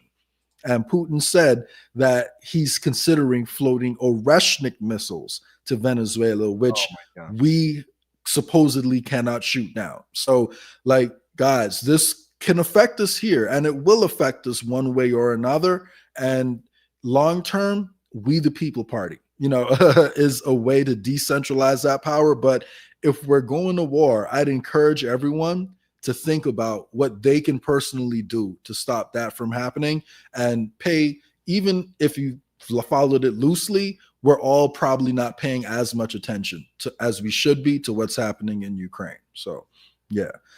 But other than that, plenty of reasons to be healthy, but I got to get back to work right now. So let me go jump back in. Absolutely, Jay. And we're looking forward to next week. We'll have you back on I think we're doing kind of a pre-Halloween show, and we're hoping to have, can we announce a guest yet, or no, we're not ready?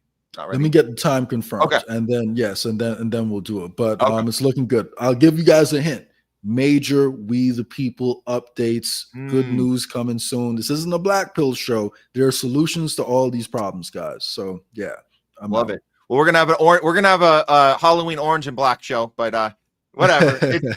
We're all the pills. We don't take the pills. We just open our eyes. That's all we're doing here. Exactly. We do holistic medicine over here. We don't need white pills, black pills, orange pills, none of that. Anything. Yeah. Give me the plants. Love it. Give me the plants. Jay Scott, everybody. We'll see you next time. Thanks so much. Yep. Later.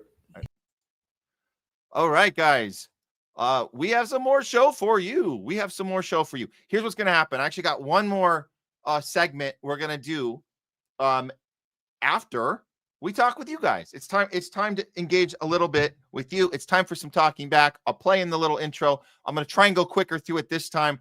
We don't have Leslie or Jamie Cheese Slice, or sometimes pasta helps out as well. I forget. We've had other people do it too. We've had a few different people do it, but this is one of the days where I'm just gonna bust them out. So I think I have everything ready, and we're gonna talk to you guys right now. Let's go ahead and start a little talking back. And if you guys haven't and you want to participate, throw a comment on right now if you want to anything that we've covered, and you can do it on any of these three platforms: Homeless Left on Rumble, THL Presents on YouTube, or on Twitter. You can do Homeless Left or Matt Weinglass on Twitter. Not the Facebook yet. We're almost set up there. We're almost set up, ready to stream there. So we're not just yet. But you guys can like and follow us on Facebook right now. We just started the account 24 hours ago. Not even 24 hours ago. So be the first to join that.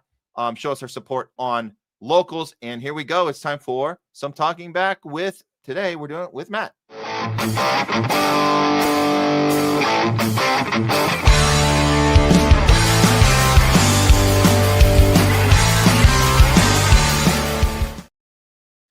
It's Talking Back with Matt. Today's show, we've had great conversations with Jay Scott, talking about digital IDs, talking about AI.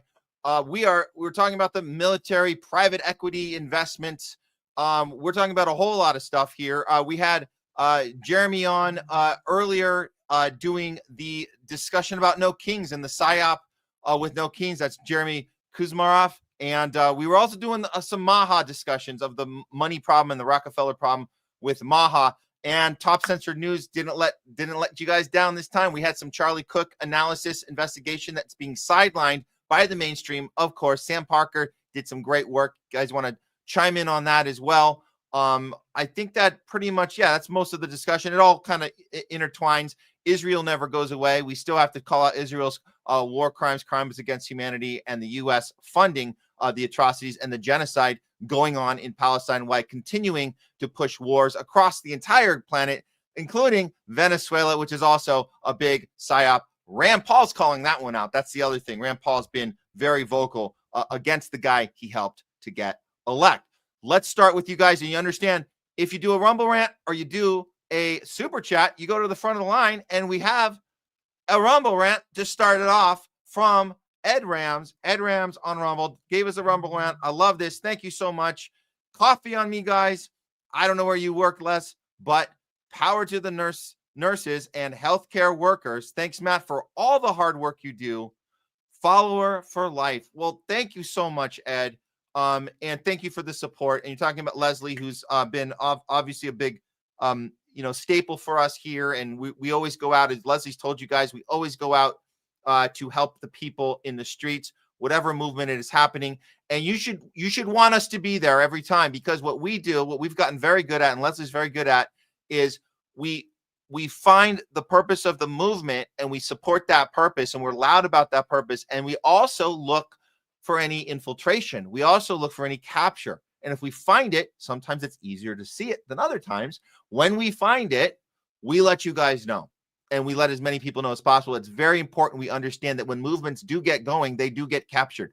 We have to be good with that too. So that's another part of the equation. Thanks again, Ed. And I'll say this about the last thing you said, follow for life. I will push back on that. I hope that by for life, you mean as long as we're doing it honestly.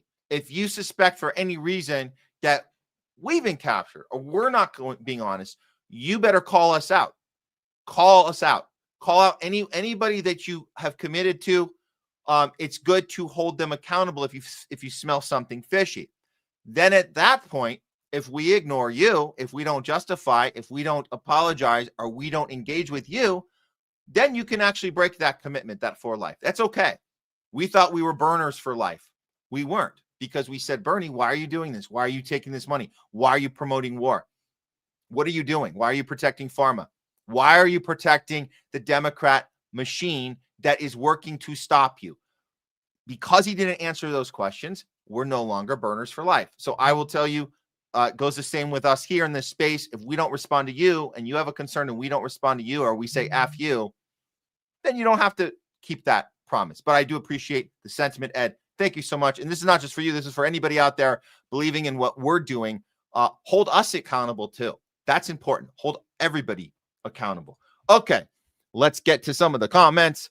other than you guys, if you throw a Rumble rant up again or a super chat on our YouTube page, we will put you to the front. We will put you to the front.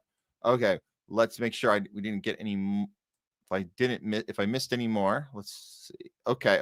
I think we're good on Rumble. Let's see how we are on YouTube, because sometimes they don't come through on our main StreamYard thing here. Okay, I think we're good. Okay, let's go ahead and see what some of you guys have been saying on the chats. Oh, look at this one.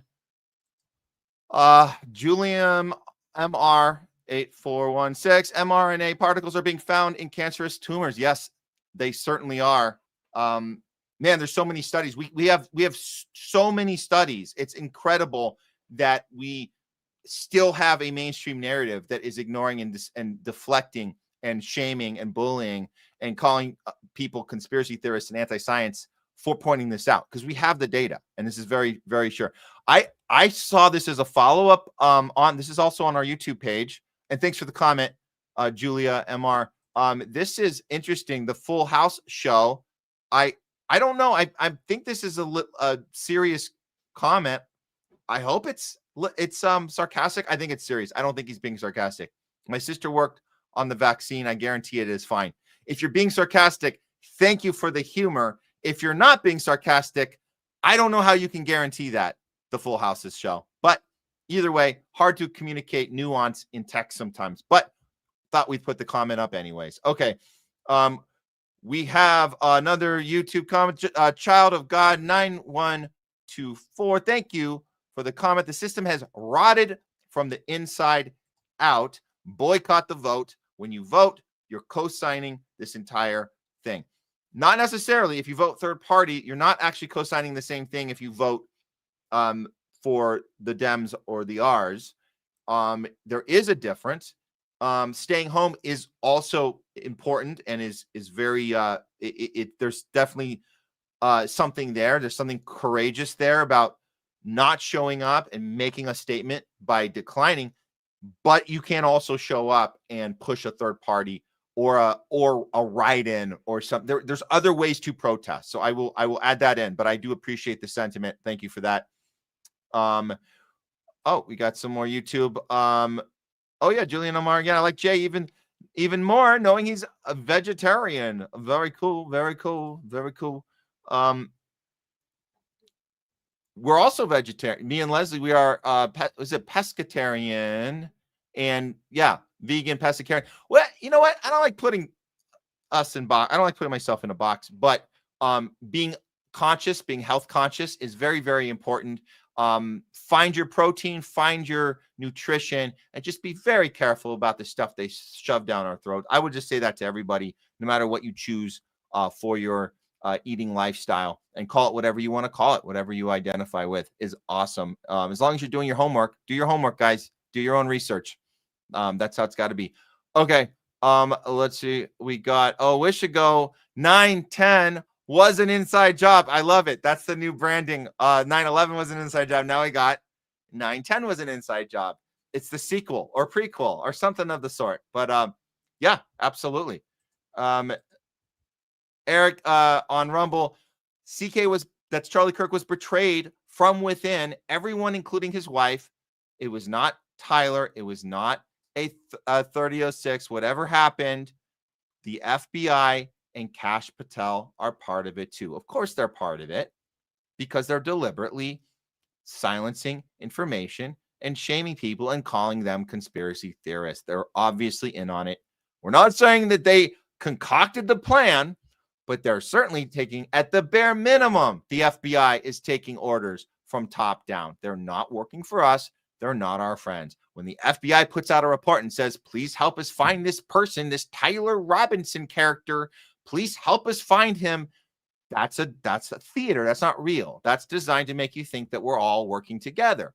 When you watch Netflix shows, these are great programming as far as good quality production goes. If you guys are watching the Monster series on Netflix, that is designed. This is the Geen story, right? You got the guy, basically the manhunt for this guy that did, I guess he's responsible for a lot of pinnacle horror film characters from Anthony Perkins' Psycho character, Norman Bates, to Leatherface in the 70s, all the way to the 1990 presentation of Silence of the Lambs with the character Buffalo Bill. This person, Ed Gaines, really existed. Guess what? Why does Netflix put a series out about him?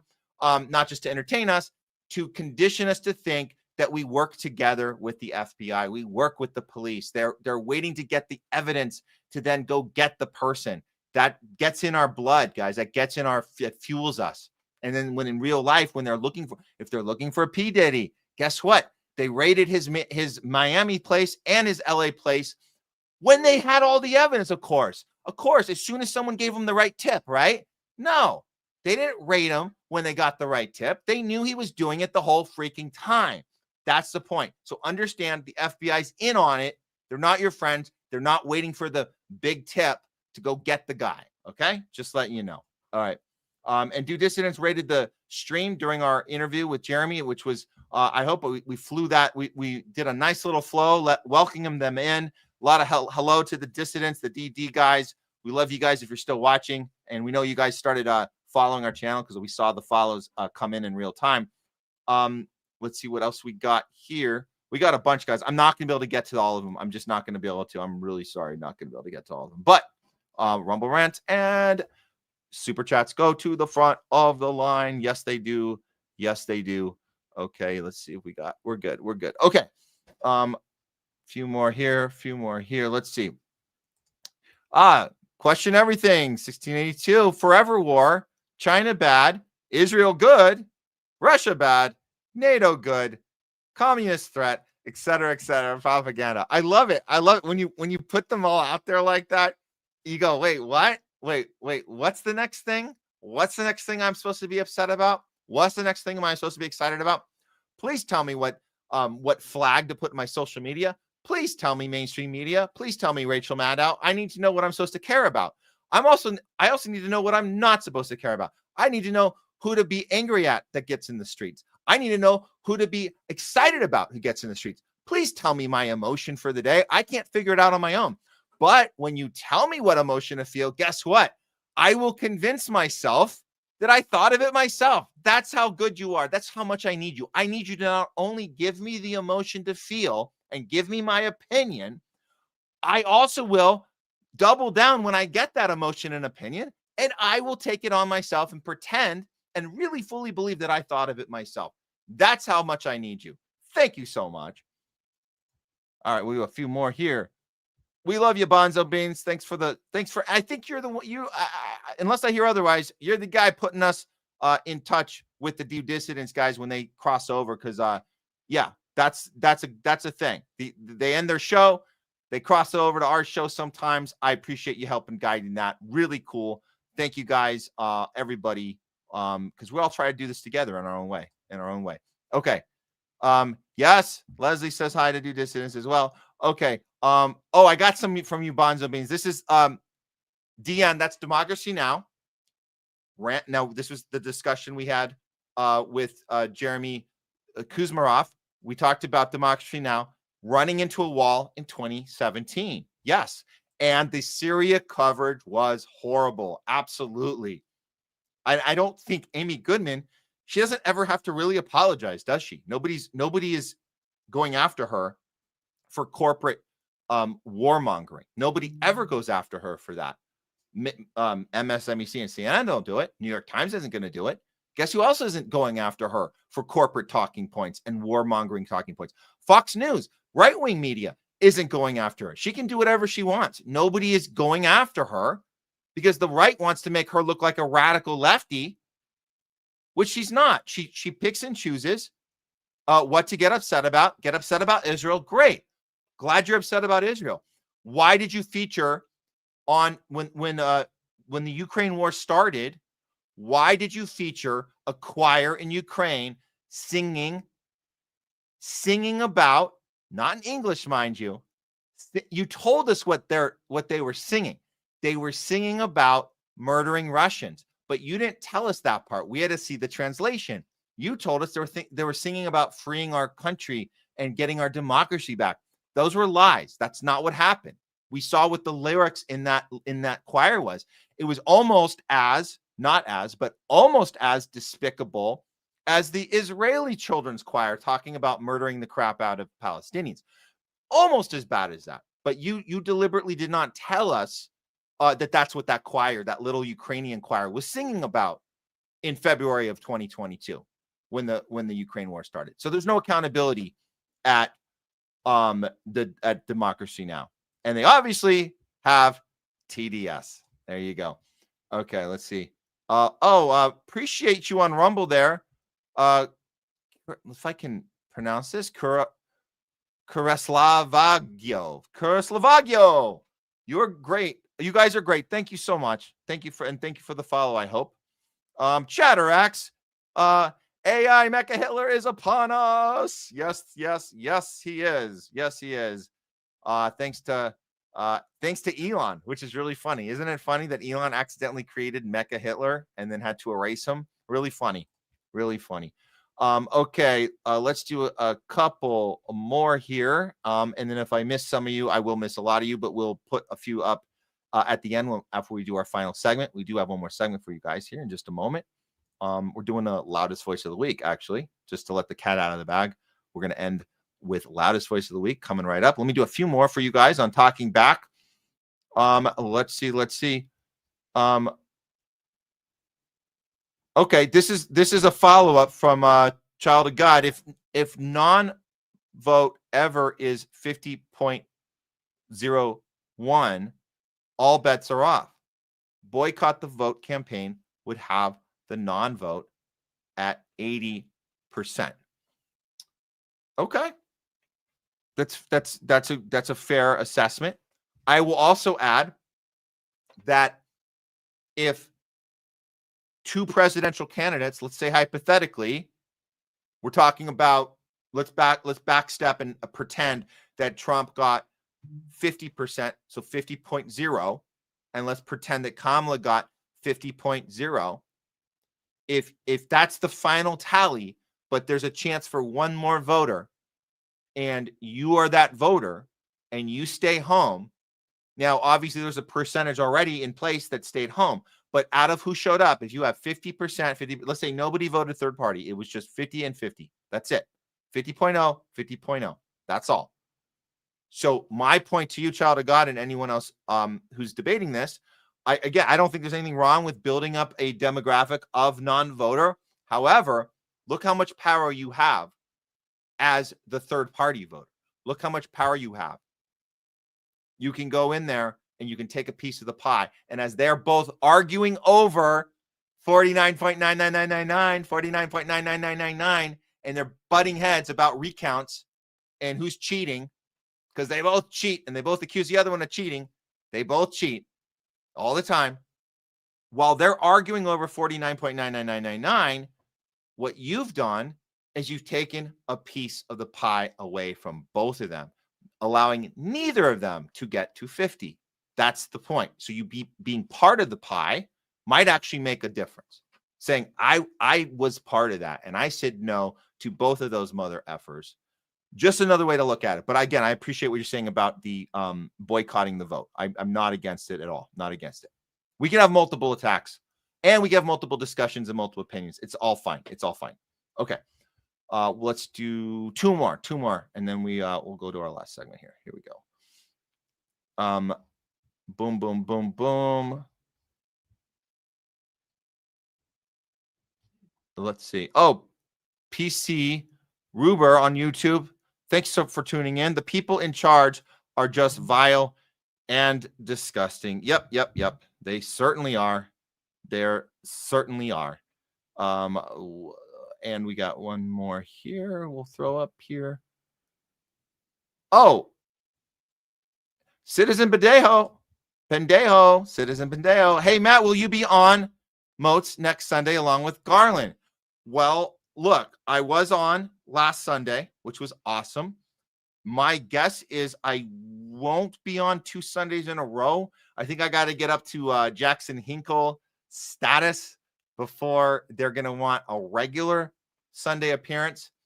If by chance it's just Garland again, and he's not a guest, and if he is subbing again as the host, the guest host, maybe we'll see. I would love it. If he's just going on, if Galloway's going to be on and Garland as well, I don't think there's going to be a space for me. But just having this opportunity on Moats is incredible, guys. Go check out the Sunday show we did. Great conversation. It was like a 16-minute conversation I had with Garland. We covered a lot of stuff in a very short period of time, and got some good reaction. And I think we got some new followers from that. So if you guys found us from that, thank you. Thank you for being part of the Homeless Left. And I do look forward. If I'm not on this Sunday, Citizen, I will hopefully be on a Sunday coming up soon again. So we have a good relationship going there. And yeah, those guys are awesome. And the people behind the scenes there, they're really, really cool. I got some really good dialogue with them when we were coordinating last weekend. So very cool. Okay, that should do it for now. I'll try to star a few more of these. Let me make sure we don't have any more Rumble rants. They'll go to the front of the line. Super chats. And if you guys can still throw them up, even if I go to the next segment, and I will still make sure they get on the show before we sign off. Okay. That should do it for talking back. Let me just, for good measure, let me put one more up here.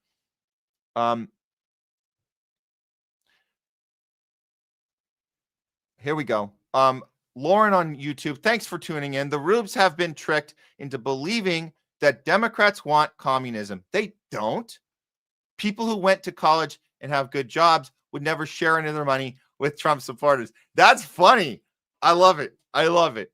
That's funny. And the point is, Lauren and everybody watching, they can trick us into believing anything about the other. They can do it. They do a great job of it. They can tell us what the other is planning, what the other is thinking, what the other, they can convince us that the other is actually going to do something different than they're actually doing. They're very good at that. They say, well, they want to do this. Well, how do you know? Well, we just know. We can feel it. That's what they do about Palestinians. Palestinians want to kill Israelis. Well, they're not. Well, they want to. Palestinian babies. Why are you murdering Palestinian babies? Well, because they're going to grow up to be terrorists and then they're going to kill Israelis. How do you know that? Because we know that what they want, it's what they want to do. Why aren't the adult ones doing it now? Well, they would if they could. So we have to stop them. So everything is based on creating, and it's a tactic that works, and it works here too domestically. You create a narrative of what the other wants, and then when you ask the question, well, why aren't they doing it? Well, they would do it if they could. And that's it. And that's how you sell it. And now we have to stop them pre-crime, right? Pre-crime, Minority Report, stop them before they do the thing that's going to destroy the world. Stop Putin before he wants to take over the planet. Well, why is he trying to take over the planet? Well, not exactly. It doesn't really look like it, but he wants to. Putin wants to take over the world. You know who is looking like they're taking over the world? Netanyahu actually that's actual action. That's actually doing the thing that you're accusing us the other one. So that, again, this is how you do it. You create the argument of the opposition so you don't actually listen to the argument of the opposition. Rights will never listen to lefts. Lefties will never listen to rights. They'll be told what the other camp is thinking, plotting, planning, rubbing their hands about. They're going to tell you what it is. And then you don't have to actually look into it yourself. Okay, that's it for Talking Back. Thank you guys so much. And we're going to cut to a card and be right back with our final segment. Don't go anywhere. Just grab a drink, go to the bathroom. We'll be right back with loudest voice of the week. Okay, guys, see you in just a moment.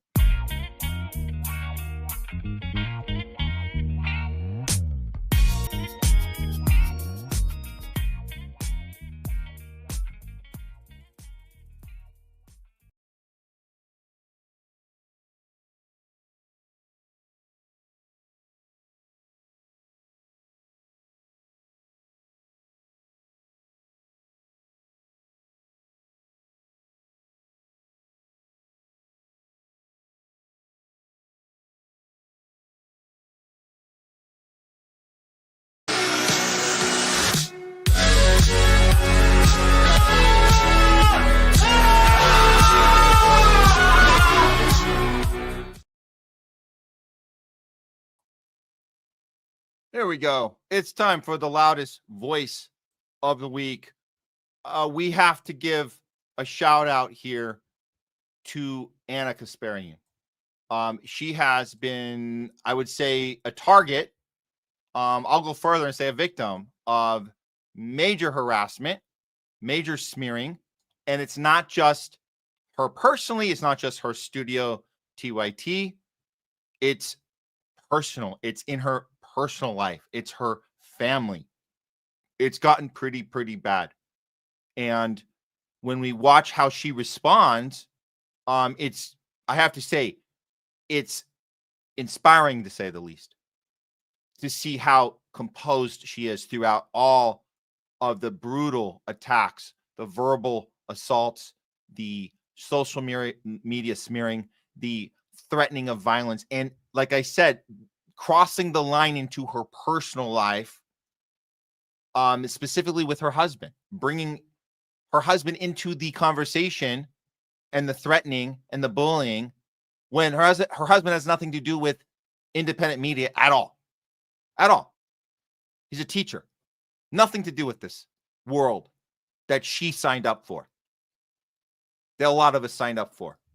And when we criticize Israel, we understand at its core that that's one that even more than pharma criticize. And now the pharma is big. That's a problem when we go after pharma and we see people lose their careers and their livelihood. But when you criticize Israel, you're signing up for far worse consequences sometimes. So to see Anna Kasparian maintain her composure, it's not just inspiring, it's essential. Because if she can't do that, it tells the rest of us that maybe it's not worth it. So today's loudest voice is Anna Kasparian.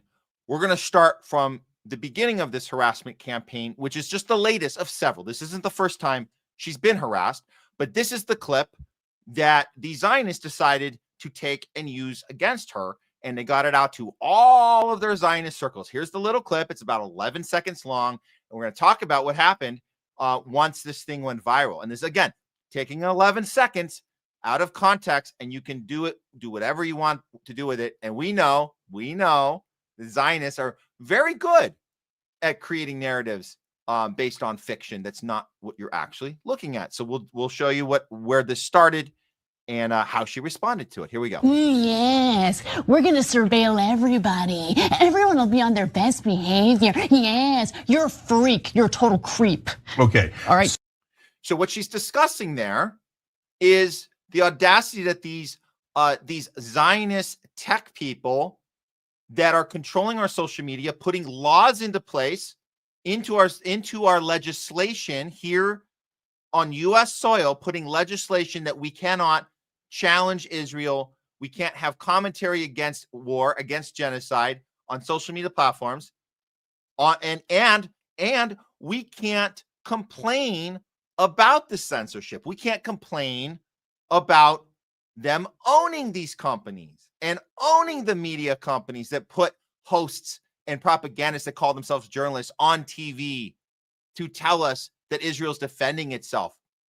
We can't accuse them of owning these properties, but they can gloat about it. So what she was doing was an impression of a very generic Dr. Evil character that you can rub your hands together and be that character of whatever you want to call it, Mr. Burns from Simpsons, that hunched over. That is a generic character that exists. It's what she was talking about. What they wanted to do was say, when in doubt, when we can't defend ourselves, because how ridiculous is that, guys? How ridiculous is it that a particular group of people can gloat and brag and laugh about owning everything, media, entertainment, social media, Congress, banks, churches, education system. They can gloat about it, but we can't then say That's not okay. You own these things. And then the reaction to that is, how dare you accuse us of owning everything? We're only the ones allowed to declare that we do. You can't say that we do, because that's, what is it, guys? What is it? It's anti-Semitic. So here's what they did with Anna's little depiction of her Dr. Evil / Mr. Burns character. They put this meme out, the Happy Merchant meme, which is designed to pretend that Anna Kasparian is being anti-Semitic, because this is the character she was presenting in that clip. So what do they want her to do next? They want her to apologize. And she said very clearly, I am not apologizing for that. I will do it again. That nobody even knows what that freaking little Happy Merchant is. I bet you didn't know. Did you guys ever know? We didn't know. They're going to tell you that's what she was referring to, and they're going to get, so that's the game plan. Pretending that there's something anti-Semitic, putting out this imagery that a lot of us, me included, I'd never seen that before, but apparently Anna just couldn't help it, right? So she doubled down and she says, I'm not apologizing. I'm going to continue doing the work, and you can smear me all you want. Well, then they cross the line again. She's going to explain it in this clip. I'm going to let her explain herself what happened. Pay attention. This is a very courageous and heartfelt story of what happened to Anna Kasparian as a result of this incident. Here we go. After she attempts to attack me with her dog, the only thing I have on the top. So she's going to talk about the person, the Zionist that attacked her on the street, and she's going to break this whole thing down for us. So pay attention. She's going to walk us through, and thank God she's a good journalist and can articulate this, because a lot of people aren't as good of doing this, and they wouldn't be able to get this across the way she is. So good job on this breakdown. Take it away, Anna. Top of my mind is I need to get my dog to safety, because I have a small dog. Okay, he's 20 pounds. So as I'm walking away, she says to me, good luck to your husband dealing with you. And I say, my husband loves me. And she responds with, that's why we're trying to get him fired. To me, that was the sign that this isn't some lone wolf situation. She's part of an organized group that's not just attempting to destroy me, but destroy my husband's livelihood, when my husband has nothing to do with my career, nothing to do with, guy doesn't even like politics. Okay, he works in athletics, he works at a school, he loves his students love him, but they want to destroy him because he refused to put out a statement condemning his wife. Incessantly they demand that he put out a statement condemning his wife. He's not going to do that. Okay? You're not going to get in between a marriage because your feelings are hurt over my criticism of a foreign government. Now, she said that and I was like, I got to call Christian. So I'm trying to get Charlie home. I call Christian, I tell him what happened. Leave Charlie, drop him off at home. Christian and I go downstairs because he wants to see who is this woman, right? So at that point, we approach her and I decide I'm gonna file a police report, and I don't know this woman's name. I wanna have an image of her, I wanna have a video of her, I wanna have a video of her dog. And so get a load of her behavior here, where all of a sudden, now that I'm recording, she's pretending like she's the victim when she's the one who tried to sick her dog at me and Charlie, and pay very close attention to her treatment of her own dog, how her dog is behaving, and what she's saying.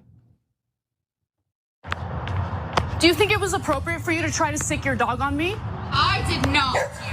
Do you think that was appropriate to sick your dog at me?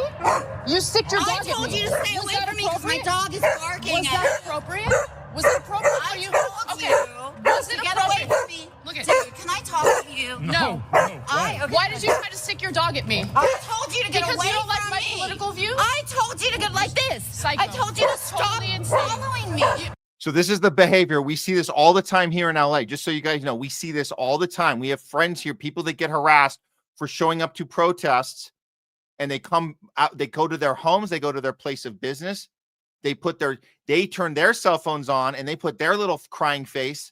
Oh, I'm being assaulted. Or they're not letting me eat at the restaurant. They're very, very good. They're very sneaky at this.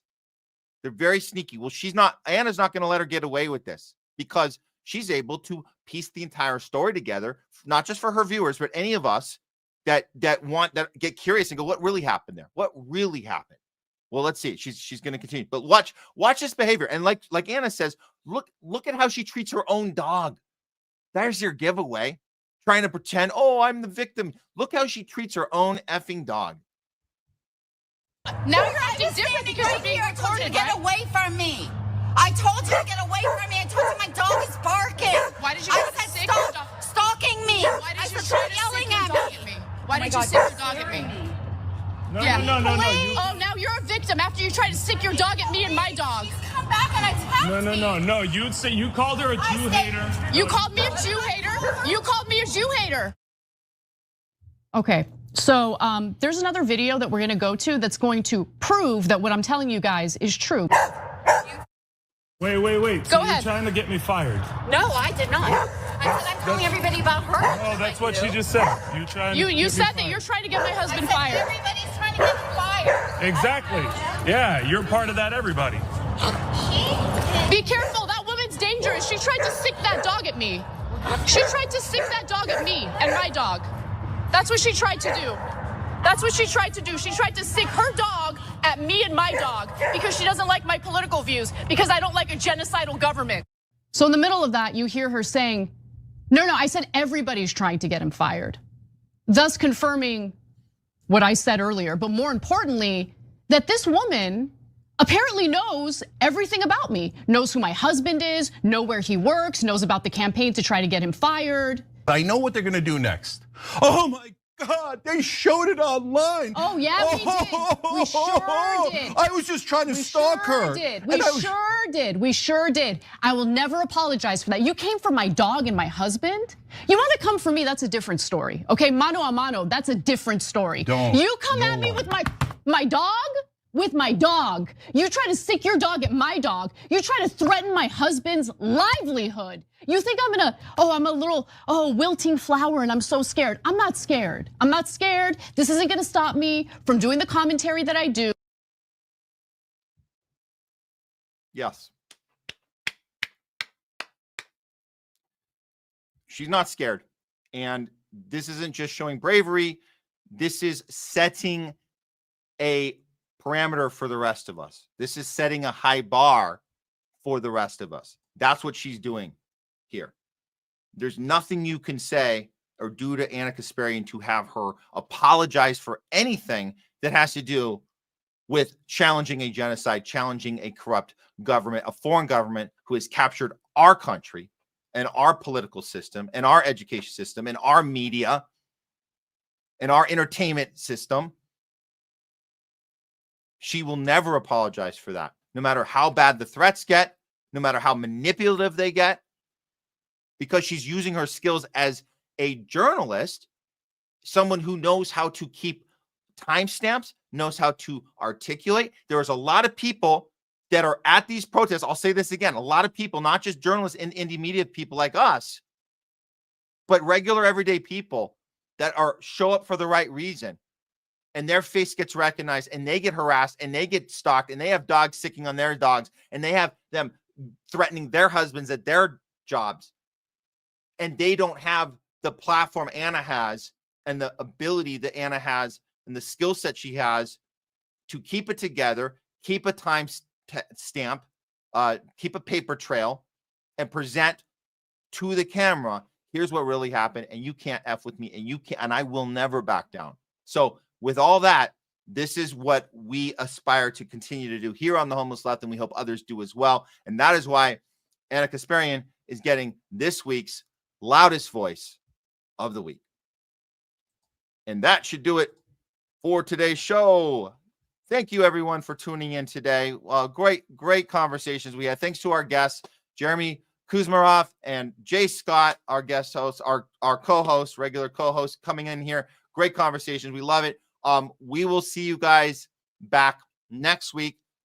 Tuesday show's up in the air. We have to see if we're doing it or not, but we'll definitely be here next Thursday for our pre-Halloween special show.